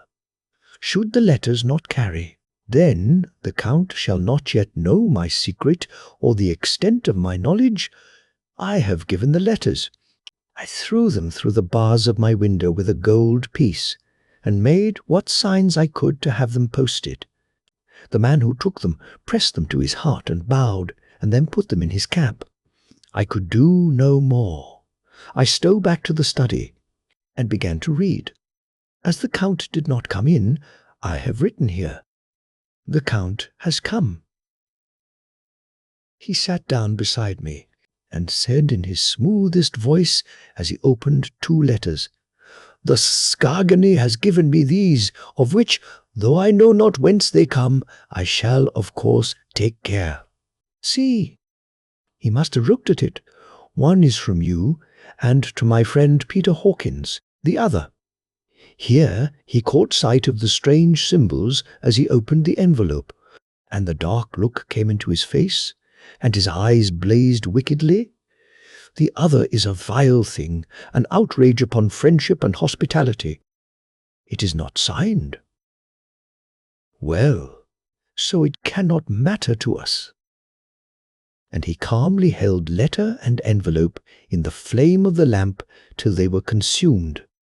Then he went on, "The letter to Hawkins that I shall of course send on, since it is yours. Your letters are sacred to me. Your pardon, my friend, that unknowingly I did break the seal. Will you not cover it again?" He held out the letter to me, and with a courteous bow handed me a clean envelope. I could only redirect it and hand it to him in silence.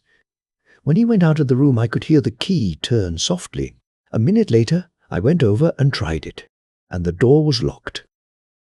When, an hour or two after, the Count came quietly into the room, his coming awakened me, for I had gone to sleep on the sofa. He was very courteous and very cheery in his manner, and seeing that I had been sleeping, he said, "So, my friend, you are tired? Get to bed. There is the surest rest. I may not have the pleasure to talk tonight, since there are many labours to me, but you will sleep, I pray." I passed to my room and went to bed, and, strange to say, slept without dreaming. Despair has its own calms. 31 May. This morning when I woke, I thought I would provide myself with some paper and envelopes from my bag and keep them in my pocket, so that I might write in case I should get an opportunity. But again a surprise, again a shock. Every scrap of paper was gone, and with it all my notes, my memoranda, relating to railways and travel, my letter of credit, in fact, all that might be useful to me were I once outside the castle. I sat and pondered a while, and then some thought occurred to me, and I made search of my portmanteau and in the wardrobe where I had placed my clothes. The suit in which I had travelled was gone, and also my overcoat and rug. I could find no trace of them anywhere. This looked like some new scheme of villainy.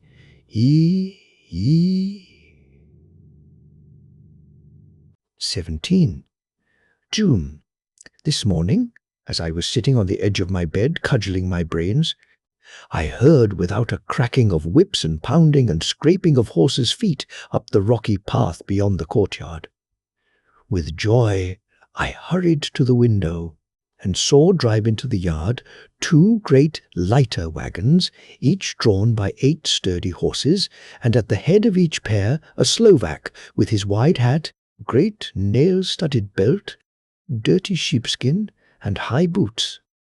They had also their long staves in hand. I ran to the door, intending to descend and try and join them through the main hall, as I thought that way might be opened for them. Again, a shock. My door was fastened on the outside. Then I ran to the window and cried to them. They looked up at me stupidly and pointed, but just then the hetman of the Skargany came out, and seeing them pointing to my window, said something, at which they laughed. Henceforth no effort of mine, no piteous cry or agonized entreaty would make them even look at me. They resolutely turned away. The lighter wagons contained great square boxes with handles of thick rope. These were evidently empty by the ease with which the Slovaks handled them, and by their resonance, as they were roughly moved. When they were all unloaded and packed in a great heap in one corner of the yard, the Slovaks were given some money by the Sedskany, and spitting on it for luck, lazily went each to his horse's head. Shortly afterwards, I heard the cracking of their whips die away in the distance. 24 June before morning. Last night the Count left me early and locked himself into his own room. As soon as I dared, I ran up the winding stair and looked out of the window, which opened south. I thought I would watch for the Count, for there is something going on. The Shugani are quartered somewhere in the castle and are doing work of some kind.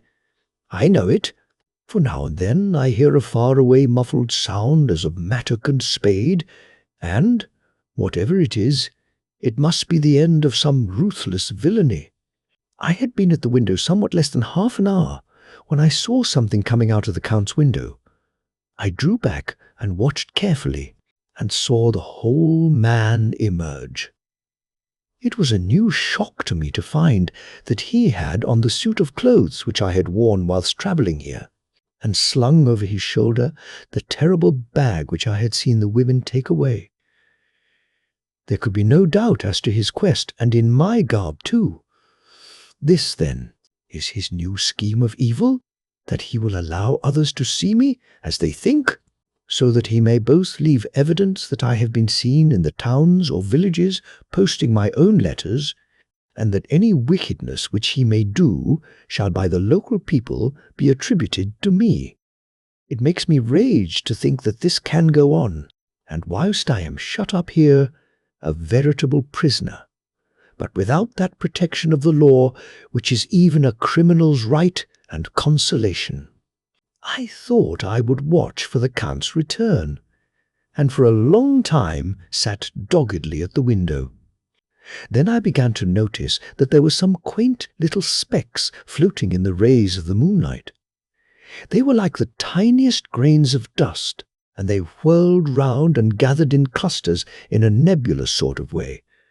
I watched them with a sense of soothing, and a sort of calm stole over me. I leaned back in the embrasure in a more comfortable position, so that I could enjoy more fully the real gambling. Something made me start up. A low, piteous howling of dogs somewhere far below in the valley, which was hidden from my sight. Louder it seemed to ring in my ears, and the floating motes of dust to take new shapes to the sound as they danced in the moonlight. I felt myself struggling to awake to some call of my instincts. Nay, my very soul was struggling, and my half-remembered sensibilities were striving to answer the call. I was becoming hypnotized. Quicker and quicker danced the dust. The moonbeams seemed to quiver as they went by me into the mass of gloom beyond. More and more they gathered till they seemed to take dim phantom shapes. And then I started, broad awake and in full possession of my senses, and ran screaming from the place. The phantom shapes, which were becoming gradually materialized from the moonbeams, were those of the 3 ghostly women to whom I was doomed? I fled, and felt somewhat safer in my own room, where there was no moonlight, and where the lamp was burning brightly. When a couple of hours had passed, I heard something stirring in the Count's room, something like a sharp wail quickly suppressed, and then there was silence, deep, awful silence, which chilled me. With a beating heart I tried the door, but I was locked in my prison, and could do nothing.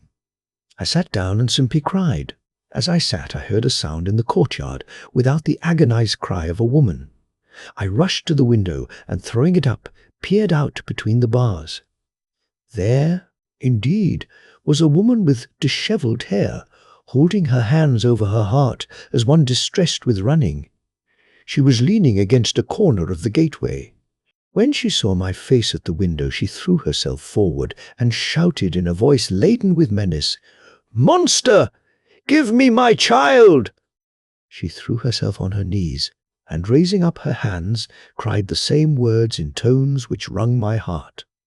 Then she tore her hair and beat her breast, and abandoned herself to all the violences of extravagant emotion.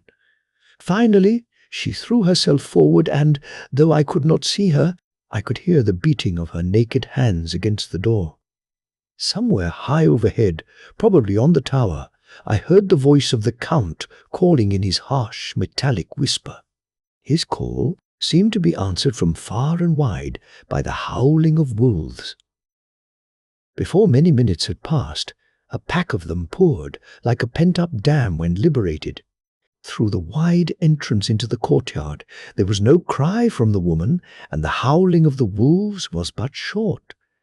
Before long, they streamed away singly, licking their lips. I could not pity her, for I knew now what had become of her child, and she was better dead. What shall I do? What can I do? How can I escape from this dreadful thing of night and gloom and fear? 25 June, morning. No man knows till he has suffered from the night how sweet and how dear to his heart and eye the morning can be. When the sun grew so high this morning that it struck the top of the great gateway opposite my window, the high spot which it touched seemed to me as if the dove from the ark had lighted there. My fear fell from me as if it had been a vaporous garment which dissolved in the warmth. I must take action of some sort whilst the courage of the day is upon me. Last night one of my post-dated letters went to post, the first of that fatal series which is to blot out the very traces of my existence from the earth. Let me not think of it. Action. It has always been at night time that I have been molested or threatened or in some way in danger or in fear. I have not yet seen the Count in the daylight. Can it be that he sleeps when others wake, that he may be awake whilst they sleep? If I could only get into his room! But there is no possible way. The door is always locked, no way for me. Yes, there is a way, if one dares to take it. Where his body has gone, why may not another body go? I have seen him myself crawl from his window. Why should not I imitate him, and go in by his window? The chances are desperate, but my need is more desperate still. I shall risk it. At the worst, it can only be death, and a man's death is not a calf's, and the dreaded hereafter may still be open to me. God help me in my task. Goodbye, Mina. If I fail, goodbye, my faithful friend and second father. Goodbye, all, and last of all, Mina. Same day, later. I have made the effort, and God, helping me, have come safely back to this room. I must put down every detail in order. I went whilst my courage was fresh, straight to the window on the south side, and at once got outside on the narrow ledge of stone which runs around the building on this side. The stones are big and roughly cut, and the mortar has, by process of time, been washed away between them. I took off my boots and ventured out on the desperate way. I looked down once, so as to make sure that a sudden glimpse of the awful depth would not overcome me, but after that kept my eyes away from it. I knew pretty well the direction and distance of the Count's window, and made for it as well as I could, having regard to the opportunities available. I did not feel dizzy. I suppose I was too excited, and the time seemed ridiculously short, till I found myself standing on the window-sill and trying to raise up the sash. I was filled with agitation, however, when I bent down and slid feet foremost in through the window. Then I looked around for the Count, but, with surprise and gladness, made a discovery. The room was empty. It was barely furnished with odd things which seemed to have never been used. The furniture was something the same style as that in the south rooms, and was covered with dust. I looked for the key, but it was not in the lock, and I could not find it anywhere. The only thing I found was a great heap of gold in one corner, gold of all kinds, Roman and British and Austrian and Hungarian and Greek and Turkish money, covered with a film of dust, as though it had lain long in the ground. None of it that I noticed was less than 300 years old. There were also chains and ornaments, some jewelled, but all of them old and stained. At one corner of the room was a heavy door. I tried it, for since I could not find the key of the room or the key of the outer door, which was the main object of my search, I must make further examination, or all my efforts would be in vain. It was open, and led through a stone passage to a circular stairway which went steeply down. I descended, minding carefully where I went, for the stairs were dark, being only lit by loopholes in the heavy masonry. At the bottom there was a dark, tunnel-like passage through which came a deathly, sickly odour, the odour of old earth newly turned. As I went through the passage, the smell grew closer and heavier. At last I pulled open a heavy door which stood ajar, and found myself in an old, ruined chapel, which had evidently been used as a graveyard. The roof was broken, and in 2 places were steps leading to vaults, but the ground had recently been dug over, and the earth placed in great wooden boxes, manifestly those which had been brought by the Slovaks. There was nobody about, and I made search for any further outlet, but there was none. Then I went over every inch of the ground so as not to lose a chance. I went down even into the vaults, where the dim light struggled, although to do so was a dread to my very soul. Into 2 of these I went, but saw nothing except fragments of old coffins and piles of dust. In the 3rd, however, I made a discovery. There, in one of the great boxes, of which there were 50 in all, on a pile of newly dug earth, lay the Count. He was either dead or asleep. I could not say which, for the eyes were open and stony, but without the glassiness of death, and the cheeks had the warmth of life through all their pallor. The lips were as red as ever. But there was no sign of movement, no pulse, no breath, no beating of the heart. I bent over him and tried to find any sign of life, but in vain. He could not have lain there long, for the earthy smell would have passed away in a few hours. By the side of the box was its cover, pierced with holes here and there. I thought he might have the keys on him, but when I went to search I saw the dead eyes, and in them, dead though they were, such a look of hate, though unconscious of me or my presence, that I fled from the place, and leaving the Count's room by the window, crawled again up the castle wall. Regaining my room, I threw myself panting upon the bed and tried to think. 29 June. Today is the date of my last letter, and the Count has taken steps to prove that it was genuine, for again I saw him leave the castle by the same window and in my clothes. As he went down the wall, lizard fashion, I wished I had a gun or some lethal weapon, that I might destroy him, but I fear that no weapon wrought alone by man's hand would have any effect on him. I dared not wait to see him return, for I feared to see those weird sisters. I came back to the library and read there till I fell asleep. I was awakened by the Count, who looked at me as grimly as a man can look as he said, "Tomorrow, my friend, we must part. You return to your beautiful England, I to some work which may have such an end that we may never meet. Your letter home has been dispatched. Tomorrow I shall not be here, but all shall be ready for your journey. In the morning come the Skani, who have some labours of their own here, and also come some Slovaks. When they have gone, my carriage shall come for you, and shall bear you to the Borgo Pass to meet the diligence from Bukovina to Bistritz. But I am in hopes that I shall see more of you at Castle Dracula." I suspected him, and determined to test his sincerity. Sincerity! It seemed like a profanation of the word to write it in connection with such a monster, so asked him point blank, "Why may I not go tonight?" "Because, dear sir, my coachman and horses are away on a mission, but I would walk with pleasure. I want to get away at once." He smiled, such a soft, smooth, diabolical smile that I knew there was some trick behind his smoothness. He said, "And your baggage?" "I do not care about it. I can send for it some other time." The Count stood up and said, with a sweet courtesy which made me rub my eyes, it seemed so real, "You English have a saying which is close to my heart, for its spirit is that which rules our boyars. Welcome the coming, speed the parting guest. Come with me, my dear young friend.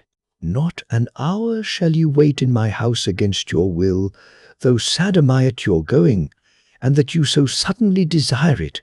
Come!" With a stately gravity he, with the lamp, preceded me down the stairs and along the hall. Suddenly he stopped. Hark! Close at hand came the howling of many wolves. It was almost as if the sound sprang up at the rising of his hand, just as the music of a great orchestra seems to leap under the baton of the conductor. After a pause of a moment he proceeded, in his stately way, to the door, drew back the ponderous bolts, unhooked the heavy chains, and began to draw it open. To my intense astonishment, I saw that it was unlocked. Suspiciously, I looked all round, but could see no key of any kind. As the door began to open, the howling of the wolves without grew louder and angrier. Their red jaws, with champing teeth, and their blunt-clawed feet as they leaped, came in through the opening door. I knew then that to struggle at the moment against the Count was useless. With such allies as these at his command, I could do nothing. But still the door continued slowly to open, and only the Count's body stood in the gap. Suddenly, it struck me that this might be the moment and means of my doom. I was to be given to the wolves, and at my own instigation. There was a diabolical wickedness in the idea, great enough for the Count, and as a last chance I cried out, "Shut the door, I shall wait till morning," and covered my face with my hands to hide my tears of bitter disappointment.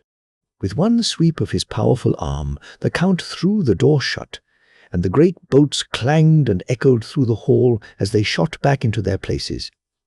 In silence we returned to the library, and after a minute or two I went to my own room.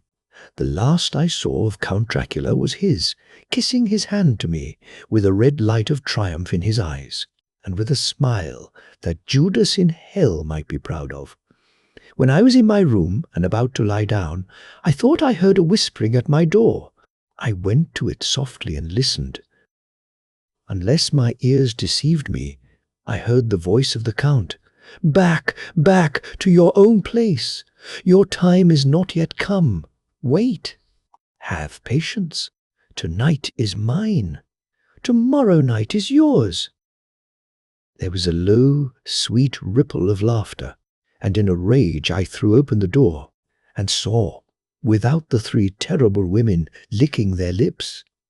As I appeared, they all joined in a horrible laugh, and ran away. I came back to my room and threw myself on my knees. It is then so near the end? Tomorrow! Tomorrow! Lord, help me, and those to whom I am dear. 30 June morning. These may be the last words I ever write in this diary. I slept till just before the dawn, and when I woke, threw myself on my knees, for I determined that if death came, he should find me ready. At last I felt that subtle change in the air, and knew that the morning had come. Then came the welcome cockcrow, and I felt that I was safe. With a glad heart, I opened my door and ran down to the hall. I had seen that the door was unlocked, and now escape was before me. With hands that trembled with eagerness, I unhooked the chains and drew back the massive bolts. But the door would not move. Despair seized me. I pulled and pulled at the door and shook it till, massive as it was, it rattled in its casement. I could see the bolt shot. It had been locked after I left the Count. Then a wild desire took me to obtain that key at any risk, and I determined then and there to scale the wall again and gain the Count's room. He might kill me, but death now seemed the happier choice of evils. Without a pause, I rushed up to the east window and scrambled down the wall, as before, into the Count's room. It was empty, but that was as I expected. I could not see a key anywhere, but the heap of gold remained. I went through the door in the corner and down the winding stair and along the dark passage to the old chapel. I knew now well enough where to find the monster I sought. The great box was in the same place, close against the wall, but the lid was laid on it, not fastened down, but with the nails ready in their places to be hammered home.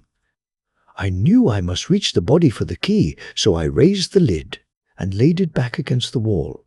And then I saw something which filled my very soul with horror.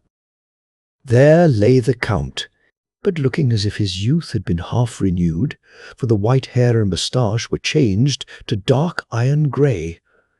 The cheeks were fuller, and the white skin seemed ruby red underneath. The mouth was redder than ever, for on the lips were gouts of fresh blood, which trickled from the corners of the mouth and ran over the chin and neck. Even the deep, burning eyes seemed set amongst swollen flesh, for the lids and pouches underneath were bloated. It seemed as if the whole awful creature was simply gorged with blood. He lay like a filthy leech, exhausted with his repletion. I shuddered as I bent over to touch him, and every sense in me revolted at the contact. But I had to search, or I was lost. The coming night might see my own body, a banquet in a similar way to those horrid three. I felt all over the body, but no sign could I find of the key. Then I stopped and looked at the Count. There was a mocking smile on the bloated face which seemed to drive me mad. This was the being I was helping to transfer to London, where perhaps for centuries to come he might, amongst its teeming millions, satiate his lust for blood, and create a new and ever-widening circle of semi-demons to batten on the helpless. The very thought drove me mad. A terrible desire came upon me to rid the world of such a monster. There was no lethal weapon at hand, but I seized a shovel which the workmen had been using to fill the cases, and lifting it high, struck with the edge downward at the hateful face. But as I did so, the head turned, and the eyes fell full upon me with all their blaze of basilisk horror. The sight seemed to paralyze me, and the shovel turned in my hand and glanced from the face, merely making a deep gash above the forehead. The shovel fell from my hand across the box, and as I pulled it away, the flange of the blade caught the edge of the lid, which fell over again and hid the horrid thing from my sight. The last glimpse I had was of the bloated face, blood-stained and fixed with a grin of malice which would have held its own in the nethermost hell. I thought and thought what should be my next move, but my brain seemed on fire, and I waited with a despairing feeling growing over me.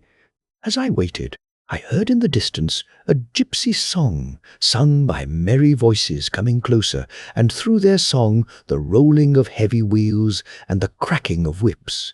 The Shkani and the Slovaks of whom the Count had spoken were coming. With a last look around and at the box which contained the vile body, I ran from the place and gained the Count's room, determined to rush out at the moment the door should be opened. With strained ears, I listened and heard downstairs the grinding of the key in the great lock and the falling back of the heavy door. There must have been some other means of entry, or someone had a key for one of the locked doors. Then there came the sound of many feet tramping and dying away in some passage, which sent up a clanging echo. I turned to run down again towards the vault, where I might find the new entrance. But at the moment there seemed to come a violent puff of wind, and the door to the winding stair blew to with a shock that set the dust from the lintels flying. When I ran to push it open, I found that it was hopelessly fast. I was again a prisoner, and the net of doom was closing round me more closely. As I write, there is in the passage below a sound of many tramping feet, and the crash of weights being set down heavily, doubtless the boxes with their freight of earth. There is a sound of hammering. It is the box being nailed down. Now I can hear the heavy feet tramping again along the hall, with many other idle feet coming behind them. The door is shut, and the chains rattle. There is a grinding of the key in the lock. I can hear the key withdraw. Then another door opens and shuts. I hear the creaking of lock and bolt. Hark! In the courtyard and down the rocky way, the roll of heavy wheels, the crack of whips, and the chorus of the scunny as they pass into the distance. I am alone in the castle with those awful women. 4. Mina is a woman, and there is naught in common. They are devils of the pit. I shall not remain alone with them. I shall try to scale the castle wall farther than I have yet attempted. I shall take some of the gold with me, lest I want it later. I may find a way from this dreadful place, and then away for home, away to the quickest and nearest train, away from this cursed spot, from this cursed land where the devil and his children still walk with earthly feet. At least God's mercy is better than that of these monsters, and the precipice is steep and high. At its foot a man may sleep as a man. Goodbye, all. Mina.